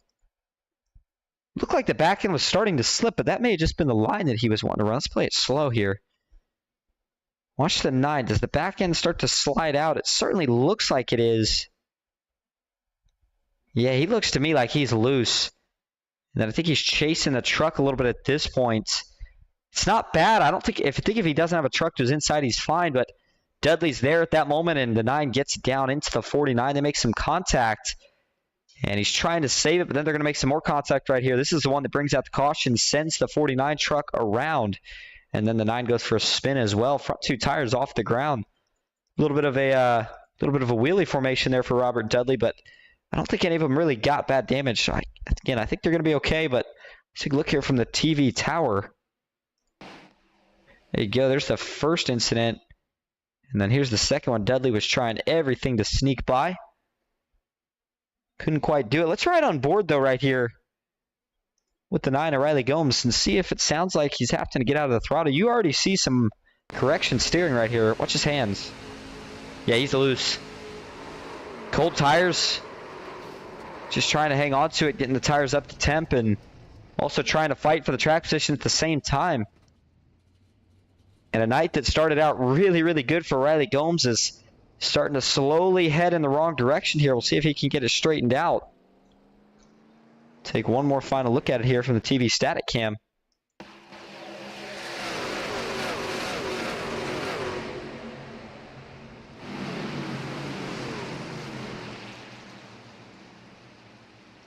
Lucky for these guys that they were at the back of the pack at the time, as the rest of the pack didn't have to worry about getting collected in it.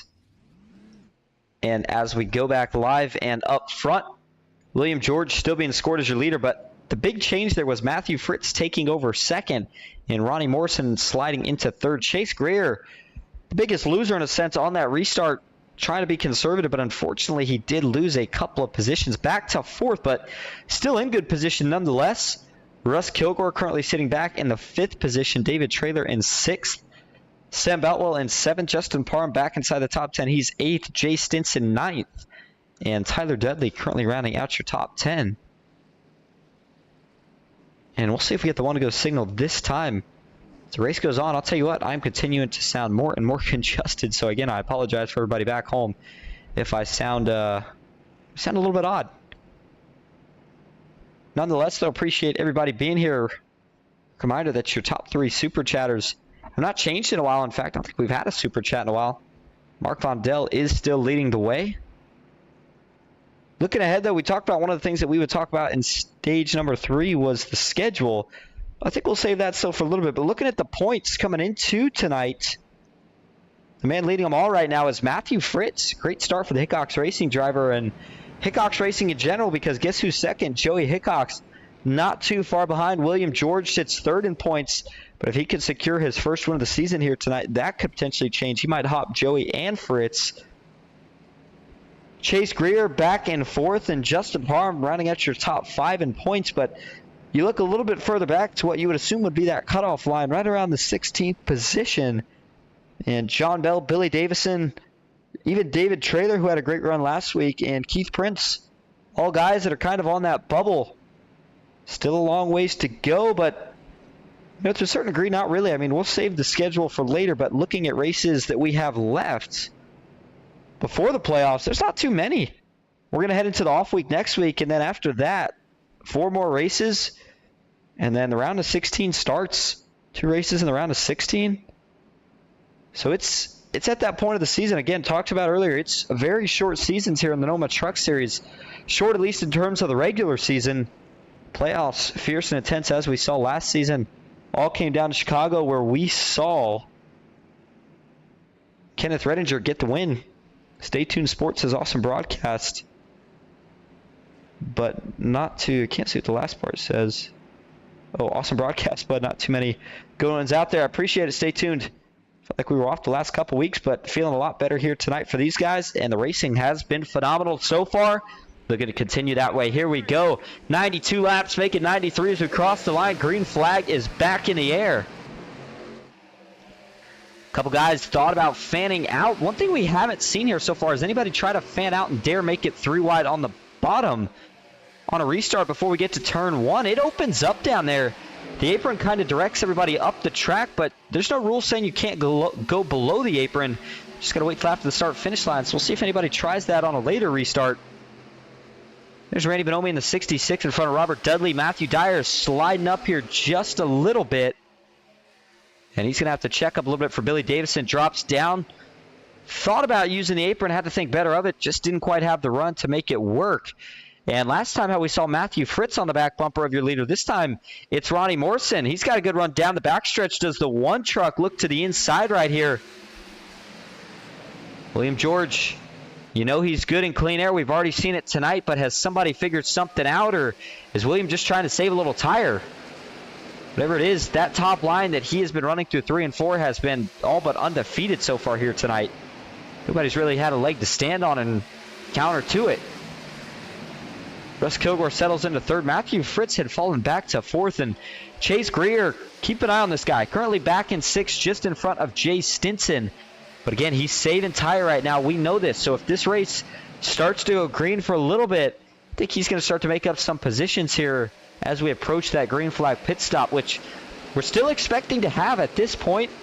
I think you'd probably be best off trying to split that strategy in half, and maybe we'll see pit stops here somewhere, maybe somewhere around lap 120 to 130.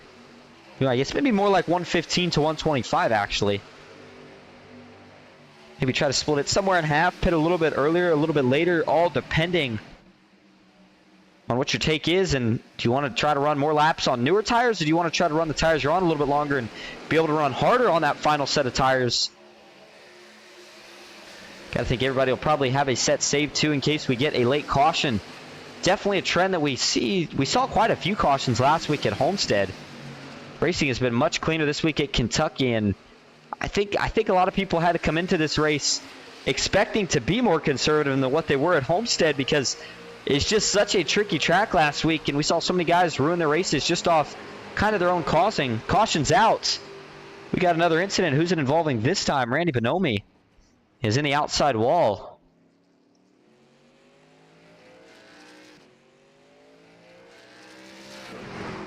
And the 66, I'm not seeing too much front end damage. I was looking at the right side where he was up in the wall, and it doesn't look too bad either. I'm thinking this is a spin, and I'm thinking he got a little help. Let's take a look. Getting down into turn 3, and actually the opposite. Oh, wow. That's a hard hook into the fence for John Bell. And Randy Bonomi makes some contact with the right side after he hooks him. And there's got to be more to this story here. This is I would say the 3rd time that we have seen a hook tonight. That part is a bit uncharacteristic Let's back this up all the way here through turns 1 and 2. I don't think there was any ill intent in this one, but I'm saying more or less, I'm thinking there was either some net code or maybe somebody wasn't quite clear. Looks like Bonomi's coming down, looking for a little bit of a side drafter there. There's definitely some net code. You see it clear and cut his day right here. I think you had Bonomi coming down for a little bit of side draft. Bell maybe just slightly coming up, but even though Randy may have been coming a little bit more down, they don't touch. Watch this. 66 gets really, really close, but never makes contact. Now, of course, at this point, they make contact, but it's because it's already hooked the 5. And there's the best view you're going to get. Watch the 5 get sideways. Not yet. Still straight, and there you go. Boom. Hooks them before they ever even make any contact. And then as we go to the TV views of it, watch this hit. Boom. It's going to put a pretty big hole in the right side, right front rather, for John Bell. He'd been having a rough night, but been making the best of it. That's not what he wanted as part of it. So he'll have to go in and take a fast repair for sure. And if he wasn't on the lead lap here, wasn't sure at the time, then he won't be able to get one back here. Good thing is I don't believe he had to tow, and then Bonomi slides along the fence. So only 2 guys involved in that one. Not a very big wreck, but certainly one that's collects a couple trucks. There's a good view for you. John Bell and Randy Bonomi sliding right across the camera view. 99 of 145 laps complete. We're about to hit that ever important 100 lap mark, which I feel like as a driver, a race that feels as long as this one, once you finally get to lap 100, you start to slowly feel like you're finally starting to wind down the race. We are just now over 2/3 of the way through this race, just over 66%, however you want to view it. But 45 laps to go at Kentucky is going to go a lot quicker than the previous 100. And we still have that window open for a chance to see a green flag stop, but we're starting to, each caution, narrow down the chances of seeing that green flag stop, especially when we know that cautions breed cautions. The later you get into a race, the more likely they are to breed more cautions. But right now, it's William George still in charge, has now taken over the category for most laps led here tonight. Ronnie Morrison in 2nd. Matthew Fritz back in 3rd. Russ Kilgore 4th. Jay Stinson 5th. Chase Greer 6th. Billy Davison 7th, David Traylor 8th, it's Justin Parman 9th, and Riley Gomes rounding out your top 10. Nancy in chat says, you sound good, Austin. Hope you feel better soon. Thanks for giving us the points. That's good to know. Hopefully this will be the season Hickox Racing will get the team title, and it's certainly looking pretty good to start. And, you know, Nancy, I mean, hey, I got a question for you in chat. Has Hickox Racing ever gotten a championship? First of all, team championship, and then, of course, driver championship. I just started last season, so I do not know. Raced a little bit with these guys in the Super Speedway Series, but that was it. So I'm not sure if Hickox Racing, how dominant they were before I arrived on scene or what the deal was, but so far this season, they came to play. And we'll see if Matthew Fritz can maybe look to steal another win for Hickox Racing here tonight. He's the outsider 0-2. Green flag is back in the air. 45 laps to go at Kentucky. Another good start for William George. He gets out to an early lead. Going back further in the pack, this is where we have started to see more chaos happen. Now, ironically enough, everybody was just about single file during that last caution. Richard Hurst is going to jump up to the top, try to get around Tyler Dudley here as he looks right in the middle here. Going to split the middle between Matthew Dyer and Tyler Dudley. He thought better of it. Man, Robert Dudley wasn't quite ready for the checkup. Some contact between those two. Looks like they both save it. Richard Hurst has to get out of the gas. He loses a couple positions. It was a really, really close call for Richard Hurst. He was able to gather it back up. William George and Ronnie Morrison getting ready to go at it again. This time, Ronnie's going to be a little bit more aggressive. He dives to the inside. William's been so good on the outside. Does the one hold? He's going to make some contact. The 96 and the one make door-to-door contact. He got into his, like, the left rear right there, right rear. And man, oh man, I thought we were about to see another caution. That did allow the 4 of Russ Kilgore now to come into the picture. Chase Greer, I think he changed the strategy here a little bit. He might feel like with all these cautions, he's got to try to protect track position a little bit more. I think he's getting more aggressive quicker than he did on the last restart. And going further back, these guys still haven't been able to figure it out. Billy Davison and Justin Parham side by side off of 4. Matthew Dyer looks like he's going to give a little bit of a bump draft to the 19 on the inside. That'll get him clear of Billy Davison. Dyer not able to follow down the straightaway, but I think he'll be able to get it here through 1 and 2. Sure enough, he does. Those two are going to slide up in line. Parham looking to see if he can go 2 for 1 here on Tyler Dudley. Couple positions up. There's Riley Gomes in the 9 truck. David Traylor to his outside. Still waiting to see if Riley can find a way to make a late charge, but Sam Boutwell, he's making a late charge, looking to get back inside the top 5. One of the Wally Racing drivers, one of the Max Speed TV drivers last season. Actually, I may have had that mixed up. I think I had that mixed up. I'm going to take that statement back. What I was going to say, though, is some of the Max Speed TV drivers that we did see last season, we did not see making a return this season.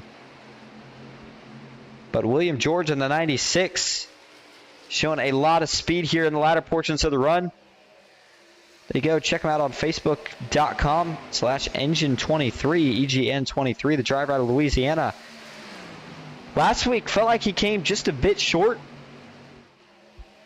And, you know, I keep saying this like he's got it locked up. He doesn't. I mean, now it's about 40 laps to go left in the race. And again, there's still that pit strategy. We're expecting a green flag pit stop if we can make it far enough. But with the amount of cautions we've seen tonight, I almost would not be surprised if a lot of these guys just stay out until the end of the fuel window. Try to run these trucks dry, maybe take 2 tires. You figure you can probably run close to 35 laps on fuel, if not 35 at least. Somewhere between 35 and 45, I think, was the window that I predicted earlier. So if these guys can make it that far on fuel, when they pit, they may not take 4 tires. You may lose a little bit too much time for it to be worth it. And we could see some of that strategy switch up the positions late in the going. Sam Boutwell currently sitting behind Russ Kilgore and Chase Greer. He's going to try to help the 4 truck get around. 2 Fords versus a Toyota. The Fords not quite able to prevail. Chase did a good job hanging dead even. We don't see guys get too aggressive with the side drafts. At least we haven't tonight. Part of that has got to be because of the amount of netcode that we have seen. Saw Jay Stinson in the bright green Blue Ridge Auto 31 machine. Him and Joey switched numbers from last season. Still get these guys not really mixed up because they got the colors, but nonetheless, tonight Jay got involved in that incident and had to use his fast repair. Wasn't too happy, but he's been staying patient, staying calm, and it's kept him inside the top 10 and keeping him within reach to maybe go fight for a top 5 here tonight. Looking to join his teammates in victory lane. So is Randy Bonomi. And then, of course, Albert Hewins. Albert not here tonight. But Randy Bonomi back in 14th, up a position from where he started, involved in that last caution. And William George is starting to slowly try to stretch the lead here on Ronnie Morrison. Has it to about 0.3 of a second. Ronnie, though, has been kind of changing his line around a little bit. He's searching for any extra grip where he can get it. But I think the biggest thing right now that's working for William George is just how well he is able to run turns 3 and 4. Take a look off the gearbox. Yeah, you see Ronnie. Ronnie's trying to run that same line now. In fact, so is Chase Greer. I think a couple of these guys, they caught on. They figured it out. Talk about guys always taking notes in the back of their minds. I think they realized that the 95 had been running so fast. Up front, caution flag is out. Oh, we got a couple in the grass here. Jay Stinson, not sure if he was involved in that. I think he might have been. David Traylor and Keith Prince, the 2 trucks in the grass. And Keith is going to drive out of it.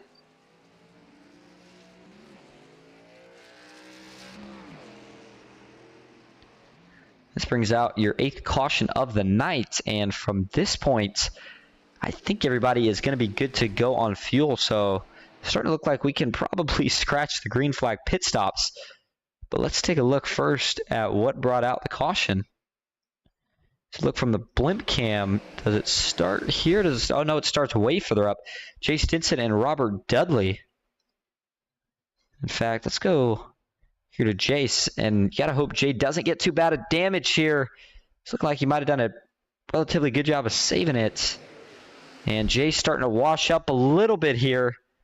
No harm, no foul. You see the 49 of Robert Dudley trying to sneak in between both of these guys. David Traylor and Jay Stinson, that is. Gets to the middle and then, that view looks like the 49 came down and maybe clipped the 31. And then Justin Parham, an innocent bystander, he gets up into the outside wall. I think if Jay does hit the outside wall right here, it's just barely with the rear of the truck. Which would be good news for him, as that would not be too terrible a damage.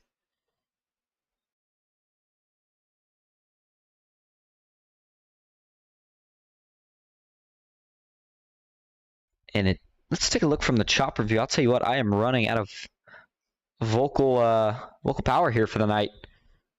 Starting to sound squeaky here. But anyway, here we go. Looking from the chopper cam. Back this up a little bit further. It did look to me like Jay maybe just slightly came up. This should be all we need to know right here, though. The 49 on the outside, and I still don't like that view it's giving us. Here you go. 49 goes up. Jay's going to get to the seams, and then, yeah, it looks to me like Robert Dudley may have thought that he was, I'm thinking what happened here is that Robert thought he would be clear to tuck in behind Jay. I don't think he was going for a side draft in this case, but he potentially could have been. It just comes down kind of quick. I think he was maybe trying to get behind Jay, maybe looking for a crossover, and just wasn't quite clear. And then, yeah, when Jay gets up to track, hooks the 54 and the 19. They both get together. Look like Matthew Dyer may have went for a slide through the grass as well. Let's take a couple more angles of it. Yeah, Jay just barely taps the wall with the back right of the truck, so he should be okay. Take one from the cockpit view here of Robert Dudley. See just what it looked like, just how close it is, and how hard it is sometimes to tell as a driver when you're running door-to-door this close. Yeah.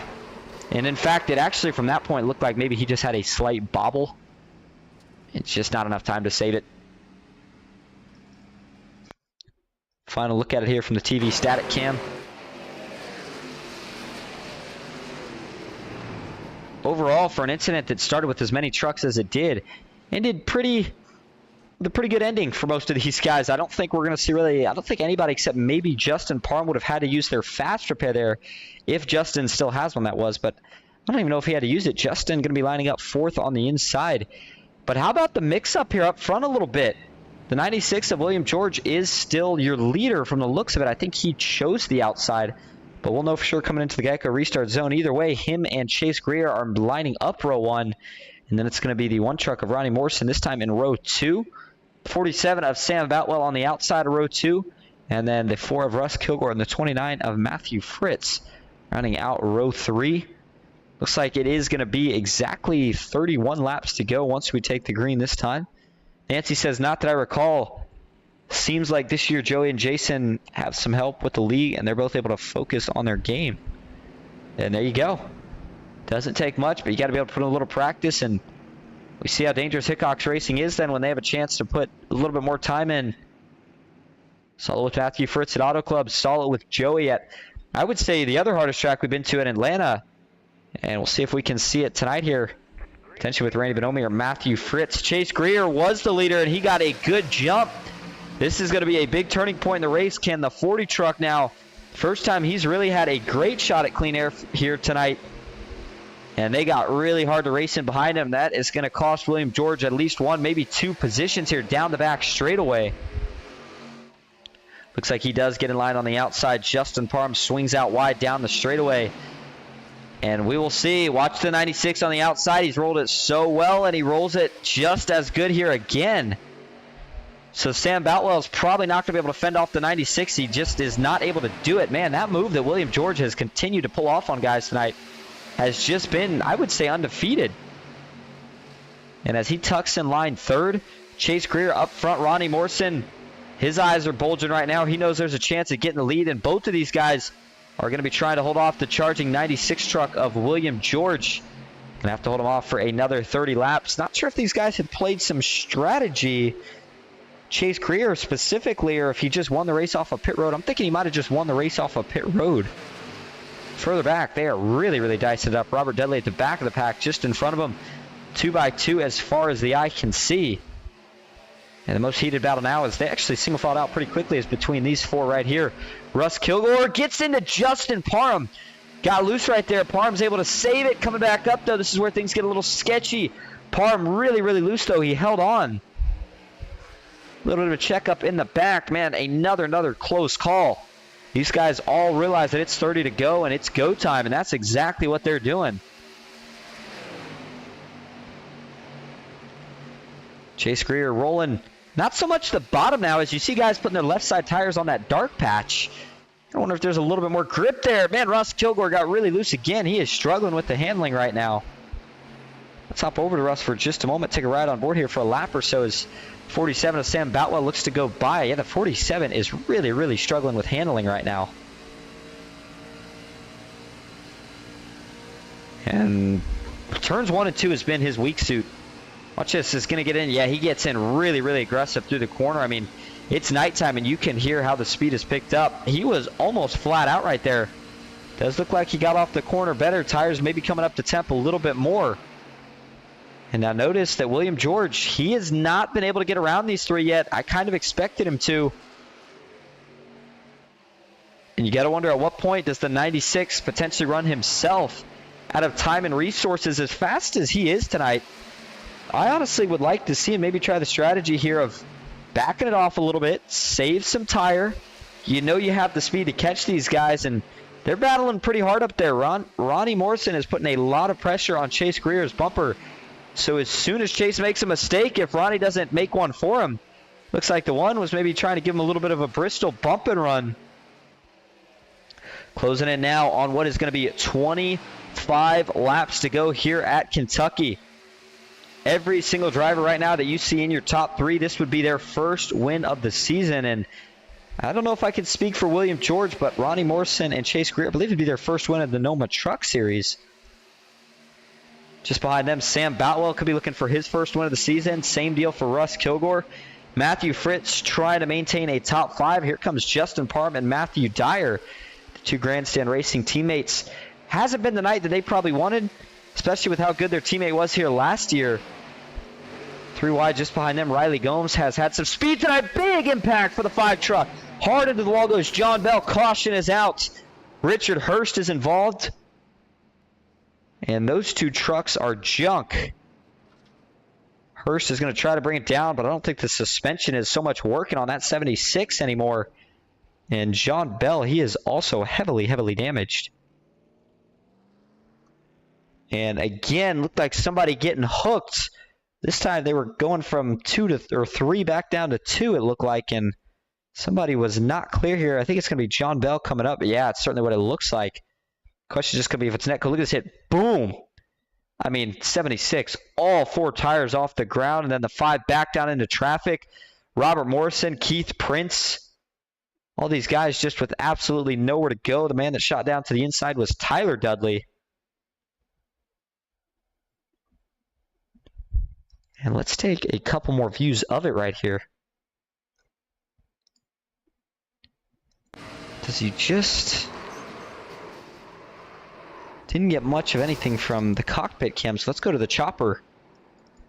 Richard Hurst and John Bell obviously going to have to take a fast repair for this one. I think a couple other guys will too. And we're going to slow it down right about here. So they're trying to merge back up, and I think... All right, so I'm thinking what happened here is I think John maybe thought that Richard was going to be higher up the track at that point than he was. And that's when they collide, make some contact, and man, oh man, hard hit for John Bell. Let's take a couple different angles of it here.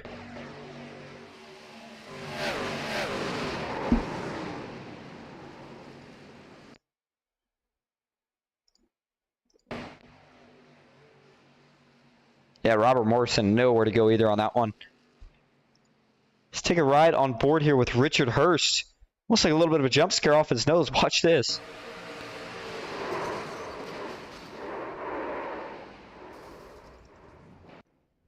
Brings out your 9th caution of the night here with 22 laps to go. Potentially going to be under 20 once we take the green flag. And it's Ronnie Morrison, sure enough, being scored your leader. I think Chase Greer went in to maybe take his final sets of tires. So we'll see how well those tires work out for the 40 truck. But the 1 and the 96, they stay out. They'll line up row 1. Sam Boutwell and Matthew Fritz going to line up row 2. Russ Kilgore in 5th and Justin Parham rounding out row 3. Matthew Dyer 7th, Randy Bonomi 8th. Looking like a good run here for Randy tonight if he can cap it off here with a top 10, maybe top 5. Chase Greer back in 9th after, I believe, like I said, I think he took tires. And then David Traylor in the 54, last man inside the top 10 right now. So as we get ready for the green flag, again, no more scheduled pit stops. The only reason you're pitting at this time is if you have an extra set of tires and you want to take them. I don't think that all these guys will take all their sets here depending on when we get the next caution. If with as important as track positions look here tonight, I mean, I think if we get a caution anywhere under, I would say probably 12 laps to go, I just don't think you can pit. I don't think you're going to be able to make up the track position that you lose anywhere under 12 laps to go, but we'll have to see what strategies they play out. The biggest guy to watch, though, right now is still going to be Chase Greer in the 40 truck. He's got a lot of work to do here, but he's got a little bit of time. It is going to be exactly 20 laps to go, so certainly going to have to hustle. And normally guys will start to push tires here at a track like Kentucky with 10 to 15 to go in their run, but I think if you're Chase, you got to just kind of push those tires from the start. Try to find a line that's working. I mean, we have seen William George has proved that at least through turns 3 and 4, there is a high line, and it works very, very well. It's extremely effective. So I wouldn't be shocked here if Chase maybe tries to take advantage of that. Maybe experiment and try a lane higher. We'll see how they decide to go about it. Track temp down to 74. Sim time is now at 10:30. Wind still at 2 miles an hour. And all right, here we go. Pace truck pulls off potentially for the final time back into the Geico restart zone. Now it's Ronnie Morrison's chance to see if he can maybe steal a win here at Kentucky. Green flag is back in the air. 20 laps to go at the line. One's going to all lead him down into turn 1, hugging the apron. Now he jumps up. Sam Boutwell was able to stay to the inside of William George, and he does get clear. George tucks in line.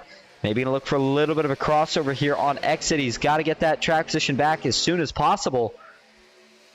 Wasn't able to do it right there, so he is going to have to watch Sam Boutwell now battle it out for the lead. William George maybe thinks about a lane higher. Do we see the leaders potentially look 3 wide here? So he raced down the front stretch. Ronnie Morrison was able to get clear. He tucks back in line. William George jumping to the outside now of Sam Boutwell. What can he make happen now through turns 1 and 2?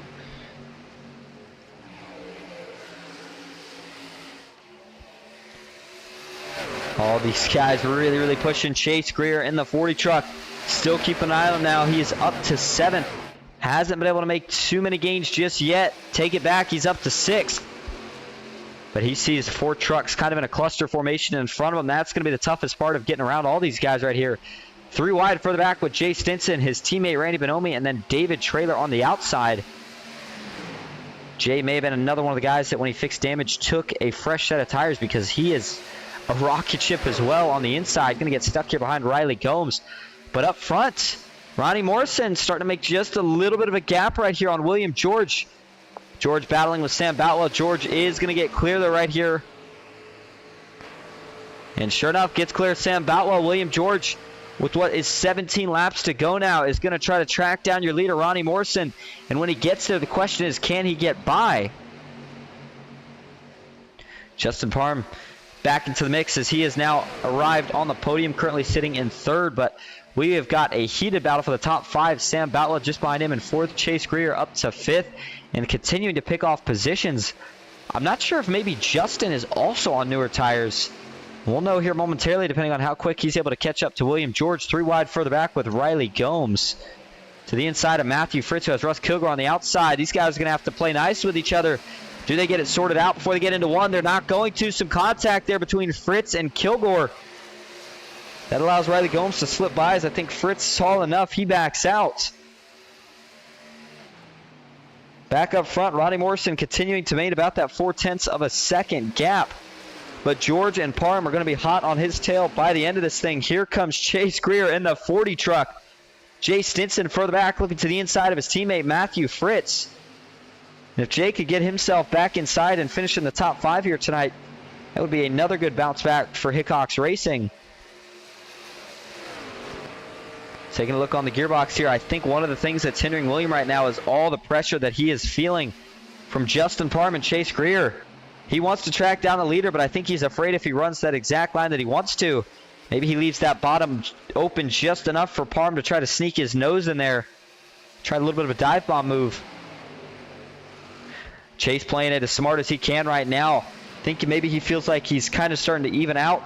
Doesn't want to overuse his tires, so he's going to follow these 3 all the way up to the leader as William has caught the draft now of Ronnie Morrison. Morrison got really tight off of 2. That gives William a big run, but now that they're in the draft, they are all going to be there, and they're all going to be in contention to win it. But if you're Parham and Greer right here, I don't think you really want to let that 96 get by and start to sneak away if you can't get by him as well.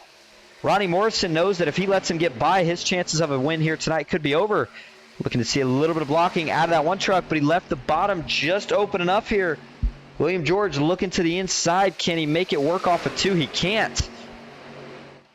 One truck able to hold the momentum up top. He gets clear. Further back, Chase Greer now looking to the inside here of Justin Parham. Riley Gomes saw him try entire strategy earlier.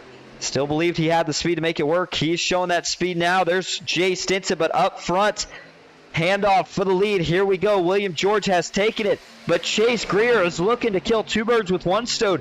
Almost got to the inside of George and Morrison. Only going to be able to get 1 right here. Think Morrison may have used up his stuff. Chase Greer looks to the inside. He's got the freshest tires of everybody out here. And with 12 laps to go, he's trying to make the move work. William George has the preferred lane right now on the outside. 11 to go. I think it's going to be a battle between these 2. You can see the rest of these guys all continuing to battle amongst themselves. 3 wide out back between Gomes, Parham, and Morrison. And if you're Chase Greer, do you want to see a caution at this point, or do you want to see this thing go green the rest of the way?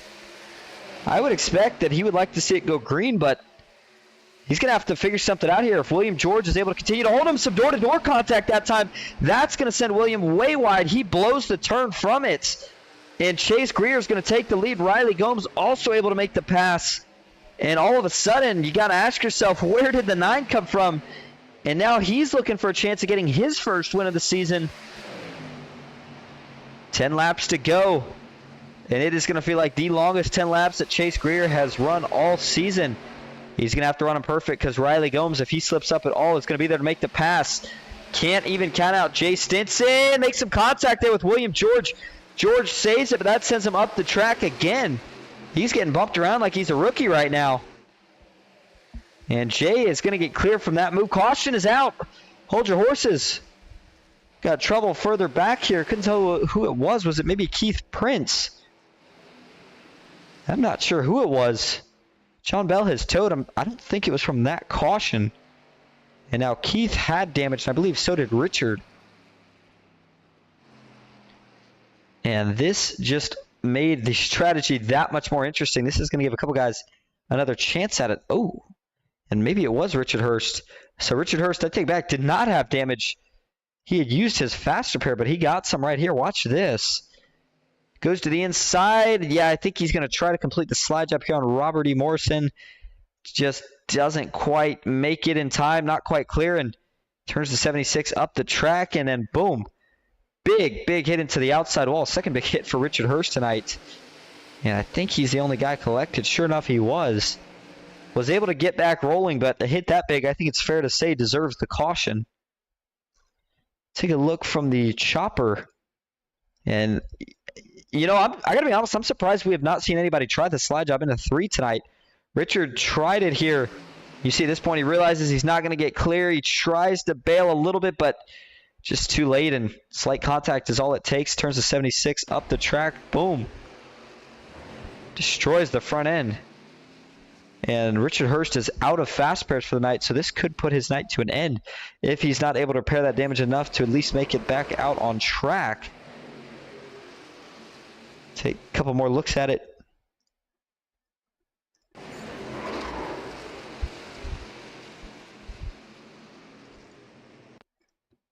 Take a ride on board here with the cockpit and listen to the RPMs here. He's not going to bail out of throttle too early here. Tries to get clear and it's not quite. Man, that is a hard hit. Luckily, he was not, I shouldn't say was not, didn't collect anybody else in that wreck. Just himself. That brings out the 10th caution of the night. And 8 laps to go, but when we go green, it's going to be probably 6, maybe 5, depending on whether or not we get the one to go this time. And it looks like his Chase Greer actually decided to pit again here. He must have had another set of stickers. I don't know if I like the call here for the 40 truck. I felt like Chase had himself in a really good position there with the lead, and I don't think there's going to be enough laps left. If you came into the pits, even if you had a set of tires laying over, I would have liked to see Chase stay out there. I think Riley may have picked the right strategy, but part of it is going to be how many guys that are also on the same strategy does he have behind him. I think Jay, David, Robert, and Robert E. Morrison are all on the same strategy as him. I think so is Tyler Dudley. I think William George and Chase Greer are the first 2 guys that are on new tires for this restart. And we did not get the one to go signal this time. This is not what they want to see. They're going to need as many green flag laps as possible. And as it stands right now, it's going to be 5 laps to go. Looks like in the chat, Nancy Hickok says, sorry, Jay, not having a good night. And then says, let's go, Jay, 31. Senior True says, let's go, Chase, number 40. Nancy says, that was exciting. Would have been an interesting finish. I agree, Nancy, it certainly was. And I think Chase probably wanted to see that go green the rest of the way. Unfortunately, we know things can never quite be that easy. And then Richard Hurst in chat says, 8 minutes worth of damage. My goodness. All right, we talked about we'd bring up the schedule later. And for a minute there, I thought we might not have got a chance. These guys were looking nice, smooth, and clean, but we are going to get a chance. So let's talk about it here. Already over halfway through the regular season. Actually, in fact, towards the end of the regular season, if you will. Off week next week, and then to kick off, well, just before October, going to be September 30th, we head to Indy. It's going to be 3 races in a row. So Indy on September 30th, and then October 7th, we head to Talladega Superspeedway. That's going to be an exciting one, followed by Charlotte on October 14th, last race in the regular season before we head to the break race, kind of. And that's going to be the All-Star race at New Atlanta. Saw it at, I believe it was Old Atlanta last season. No, excuse me, I take that back. It was at Charlotte. Kick off the round of 16 with Michigan and Kansas. The round of 8 is going to have an off week just before it starts, followed by Las Vegas an off week, and then Chicagoland. And the championship race got swapped. I would say the last race in the playoffs before the championship race, those 2 got swapped this season. So Chicagoland is now the final race before the final, and then Texas is going to be where we host the championship race. And you know, I think Texas is a great place for it. Chicago, a lot of skill, but the draft, a lot of guys I think may have felt like just kept too many guys in contention throughout too much of the race. Texas is very interesting. 1 and 2 is a very technical portion, but if you can run it smooth, you will hold on and potentially have a chance of making a pass using the other guy's draft all the way down the backstretch through 3 and 4, which is usually pretty wide open, and down the front stretch. It's a very, very fast track here in the trucks. It's going to be a fun one to watch. All right, so working our way here through turns 3 and 4. Remember, if we can make it to that white flag 4 laps from now, this race would be official. 2-hour-long race. Again, one of the longest ones of the season. But we are going to crown ourselves a winner here sooner or later. Back into the Geico restart zone we go. Can Riley Gomes get his first win of the season? Jay Stinson, he's looking to get his first win as well. Green flag is back in the air. 5 laps to go. It's a mad scramble out back, but up front, your 2 leaders are going to start to pull away. Jay Stinson's going to have to tuck into third. David Traylor and Riley Gomes off to a good lead. Keep an eye on William George in the 96. He's going to bully his way to the inside here of Robert E. Morrison, along with Chase Greer in the 40. Chase got trapped. Not what he needed to happen, but William George looks like he is in an absolute rocket ship compared to the rest of these guys. On the inside, he's already picked up over a handful of positions in the first lap. He's looking for the lead. I'm going to have to retract everything I said about tires. The 96 is getting every last grip, little ounce of grip that he could get out of those Goodyear rubbers. He looks to the inside here, nothing there. The 9 of Riley Gomes to the 54, David Traylor. They stay side by side off at 2. The harder they battle, we got contact out back. 1 around. It's going to bring the caution out. It's Chase Greer. Oh, not the way you wanted to see the night end for the rookie, looking to get his first win of the night. He does have damage to the front end, and he is going to have to take a fast repair if he's got one. 11th caution of the night, and it's going to send us into overtime. And I just noticed things were getting really chaotic back here. I mean, look how tight 3 wide is. It's just not going to work eventually. Yeah, it looks like either some slight contact or some slight netcode. And, I know I blame a lot on netcode, but if it's close and it looks like they weren't touching when they do it, makes my job easier as a broadcast so I don't make anybody upset. But, I mean, taking a look at it, it's close. I think there might have been some slight contact. And just really tight 3 wide racing. Chase had to make a move, had to get to the front soon. Robert Morrison on his inside. They just kind of all run out of room as they squeeze together. Chase just ever so slightly washing up, and once him and Ronnie get together, turns the 40 truck up pretty hard into the outside wall. Everybody else, again, does a nice job of getting by without making any more contact.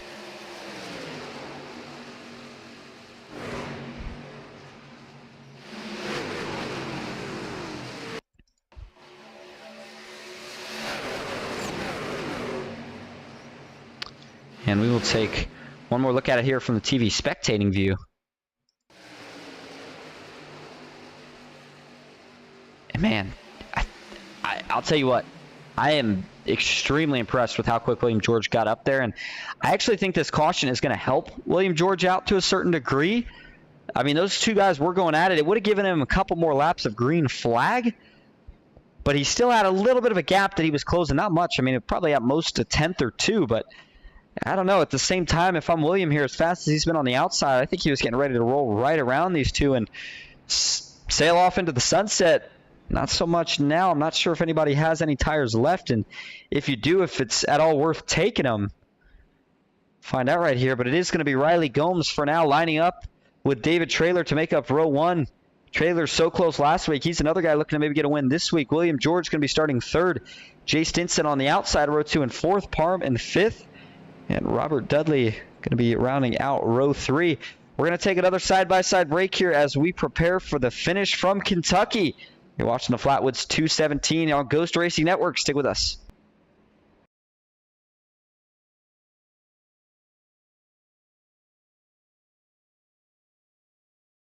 Ghost Racing Network now has merch. Go to grnmerch.com to browse our selections from stickers to custom-made by request hoodies and shirts. If you've ever wanted to support Ghost Racing Network outside of YouTube, here's your chance. Ghost Racing Network, for the scary side of iRacing.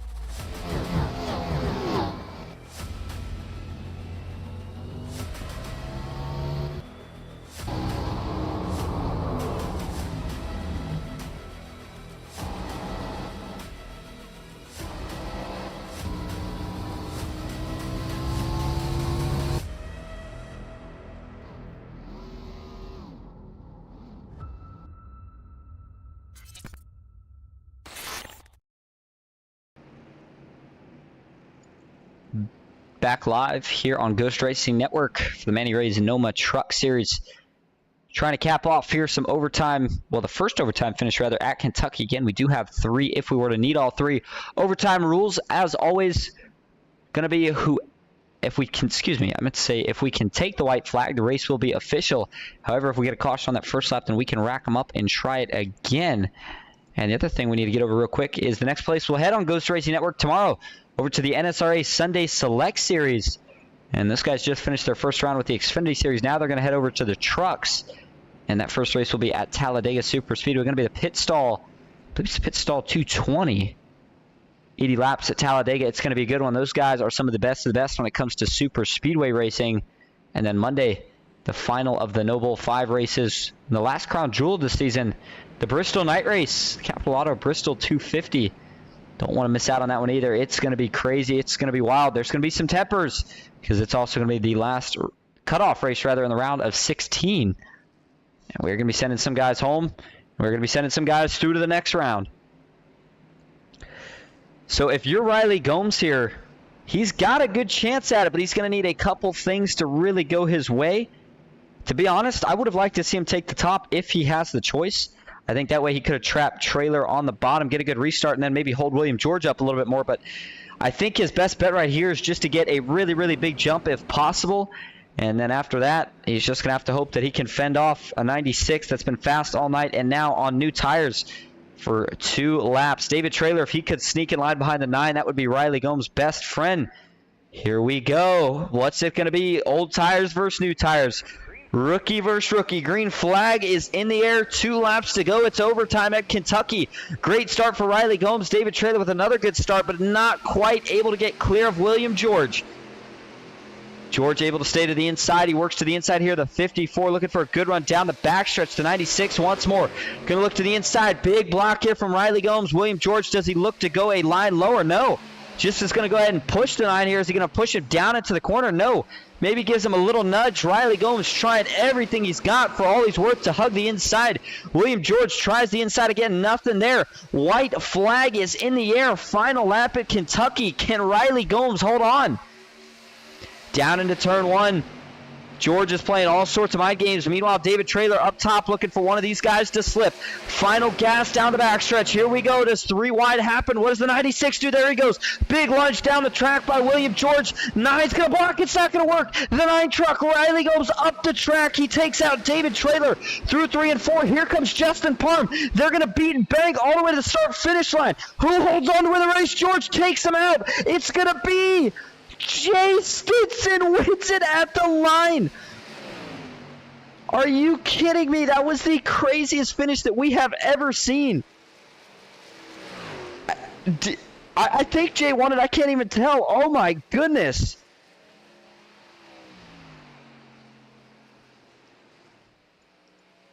Are you kidding me?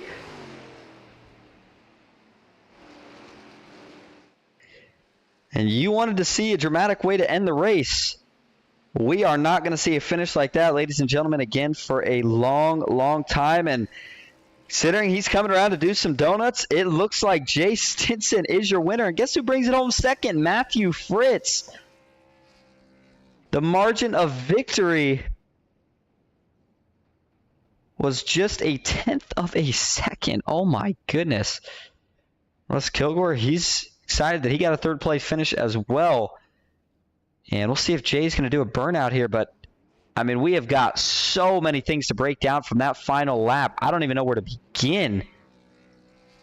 So as Jay's burning it down here, let's start with the results as he does so. Jay Stinson, of course, being scored your winner. Matthew Fritz in 2nd, Russ Kilgore 3rd, Robert Dudley in 4th, William George in 5th, Randy Bonomi in 6th, Matthew Dyer 7th, Sam Boutwell in 8th, Chase Greer in 9th, Justin Parham in 10th, Robert Morrison 11th, Billy Davison in 12th, Ronnie Morrison back in 13th, David Trailer 14th, Tyler Dudley finishes in 15th, Keith Prince in 16th, Riley Gomes brings it home in 17th, 18th is going to be Richard Hurst. Going on back to 19th, John Bell, and rounding out your top 20 tonight is going to be Phillip Willis in the 44 truck. All right, let's head over here and take a look at all the absolute chaos that ensued on this white flag lap, and we're going to try to break it all down, but it's crazy, so hold on to your seats here. And, you know, if I had a voice to yell for that, that would have been probably one of the craziest calls that I could have got. I was trying not to actually lose my voice to that. That was absolutely absurd. Okay, so we're going to get rid of this, and let's start. White flag lap. Here we go. Riley Gomes had the lead. William George had stayed nice and patient with him. But David Trailer, first of all, doing a heck of a job hanging on here on the outside. There's Justin Parham and Jay Stinson. At this point, they are probably about half a second back. And here we go, backstretch. This is going to be the big move. William George makes the move. And that little bit of swerve, actually, Riley actually starts to get a run back right here. And, you know, that's close. The initial contact between these two doesn't look like too much foul play. I mean, yeah, I mean, it does. I will say it does look like Riley is coming down to try to make a block. In all fairness, if you're Riley there, I think Riley felt like he kind of had to, and as close as it was, I think he was willing to try to make the risk. But you knew William George, I mean, he's got no choice either. Can't let up at this point. So he maintains his lane, and once Riley comes down, they make some contact. That sends the 9 around here. And this is just the beginning of the chaos. That sends the 9 for a spin. He gets up the track. Unfortunately, I think it was some netcode between the 9 and 54 that actually takes out David Traylor. And then you go up here to William George. Through all that, it gave Justin Parham a huge run right here. I mean, it comes out of nowhere. And right here, Parham sliding. He's going to get up, make a little contact with the 96. Little rubbing racing right here. And then they're going to start to beat and bang doors a little bit more. And then I think they got stuck together maybe a little bit. Parham's going to come off, and then here comes William George down the track and just cleans him out. I mean, from the view I saw, again, we'll take a ride on board, but from this view, I mean, certainly looks like maybe the 96 wasn't too happy and, I mean, just cleans him out. Not sure if he got loose or what the deal was, but certainly looked like we were going to see an epic finish there between the 19 and the 96. But once they get together, Fritz and Stinson, they're side by side at the line. Watch how close this gets. I mean, are you kidding me?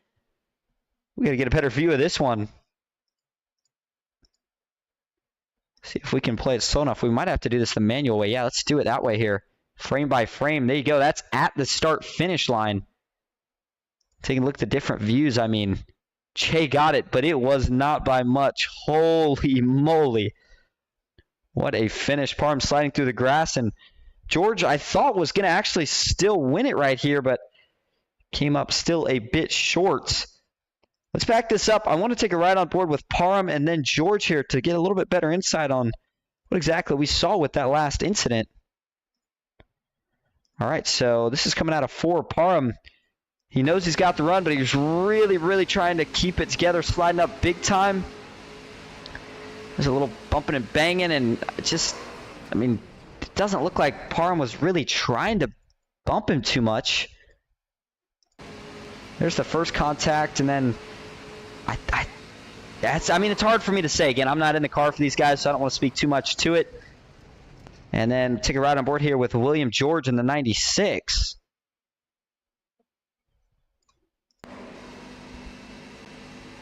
Gets up the track. Here comes Justin Parham. And Williams a little bit loose trying to save it. And then, you know what I think may have happened here? I want to take it back. Again, it's not fair for me to give these guys what I can't see.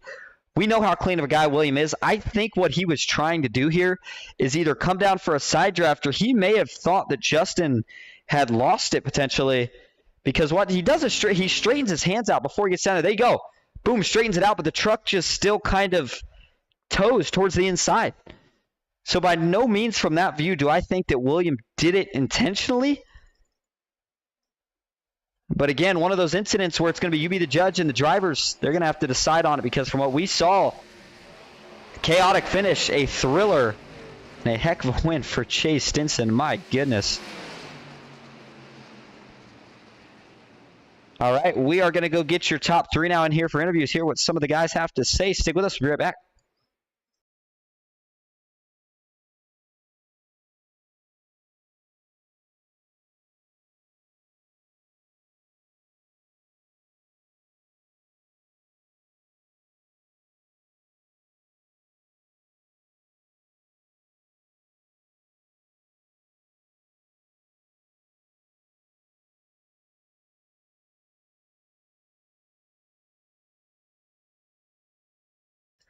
All right, we're going to start with your third place finisher, Russ Kilgore. Russ, you got a copy?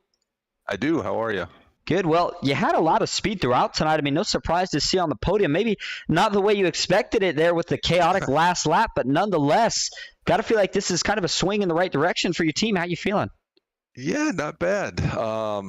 Yeah, practicing, struggled, couldn't figure out 3 and 4. Figured I'd just shoot for a top 10, and I'd just fallen a couple of fast guys and figured out the preferred lane and ran up front, and then towards the end I don't know what happened, but man, I couldn't do anything and just fell back, and lo and behold, the seas parted and ended up third, so I'll take it. It was a great finish there, getting yourself on the podium. Good momentum to carry into the off week. Before we let you go tonight, is there anyone you'd like to thank or shout out? Yeah, I want to thank my teammates. They were running decent races. John, another teammate, didn't make it. Man, he missed a good one. Girlfriend for not coming down, yelling at me for being down here so late. So, yeah, everybody puts this thing on. This is a fun league, so we're enjoying it. All right, thanks for talking to us. We'll see you at Indy in a couple weeks. You got it. Thanks, appreciate it. All right, bringing your second place finisher, Hickox Racing's Matthew Fritz. Matthew, you got a copy? Yes, sir. Well, you and your teammate finished 1-2 and, well, at least since I've been here, by far the craziest last lap in NOMA history. From what I've seen, I mean, first of all, try to break us down through what you saw on that last lap and how good it feels to get a 1-2 with your teammate. That's all crazy, this. Well, first of all, Jay, I backed out of a 3 wide situation coming to the turn 1 and 2, so I didn't wreck me and my teammate. And I don't know, I just saw the 9 got wrecked, and then the 19 and 96 were having a fight, and then they wrecked each other, and then there it was, just open land for me and Jay. Well, sometimes it's better to be a little bit lucky towards the end than it is to be good. In this case, it worked out really well. Now, in a couple weeks, we're going to head to Indy, another one of those tracks that's a little tricky on tire wear and the kind of grooves you run. But already, 2 podiums on the season. How you feeling going into Indy? Well, unfortunately, I'm going to be on vacation, so I'll be missing Indy. It's one of my favorite tracks, but yeah, vacation, so... But I hope my teammates will do very well at Indy. All right. Well, on that note, before we let you go tonight to enjoy the vacation, is there anyone you'd like to thank or shout out? I got to thank Manny Rays, the Epilepsy Foundation, Jay, my teammates Joey, Randy. Wow, what a blast. Can't believe I got second. All right, man. Hey, thanks for talking to us. And again, we'll see you hopefully here in a few weeks. Oh, yeah, thank you. All right, your winner. I'll tell you what. Jay, when I was talking to you at the stage break, don't know if we would have saw it ending this way, but nonetheless, here you are. You find yourself in victory lane. We got to start with walk us through that last lap. Man, no clue like what just happened. Let me first shout out to Matthew Fritz for being such a good teammate and smart driver. We got kind of put in a 3 wide situation there, and he backed out. Did the right thing with somebody high, me low. He backed out, got behind me. We was running around. Next thing I know, we come out of the turn, and you see the 96 and the 9 get together, and, you know, we're just pedaling through. Next thing you know, I'm like, okay, you know, I hate that for the 54 because it kind of got clipped.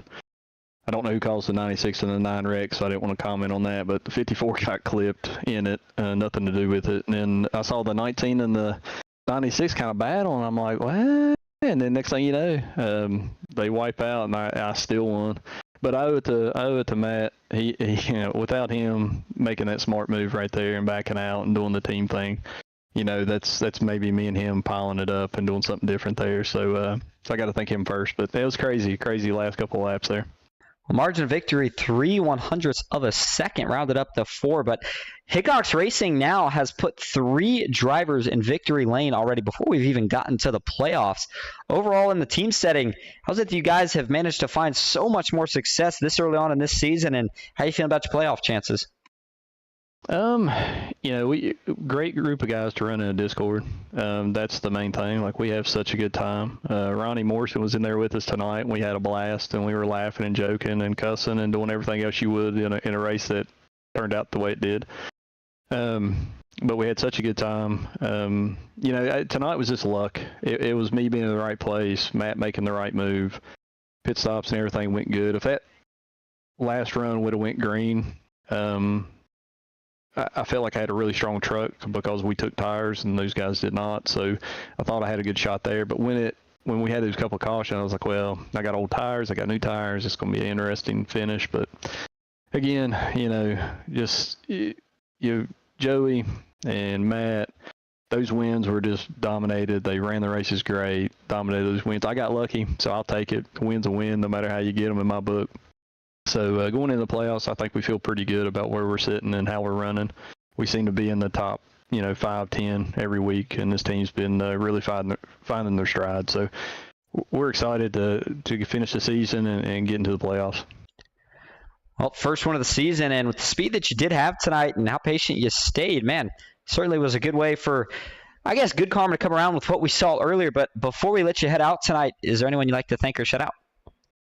Yeah, you, as always. Austin, I don't even have to go back and watch this to know that you had a great broadcast. We get enough people saying it before I can even go back to watch it. So we appreciate you and Ghost for coming out every Saturday and taking care of business. Johnny Eckert for doing my RC, race control. He's such a good dude. He takes care of a lot of stuff behind the scenes.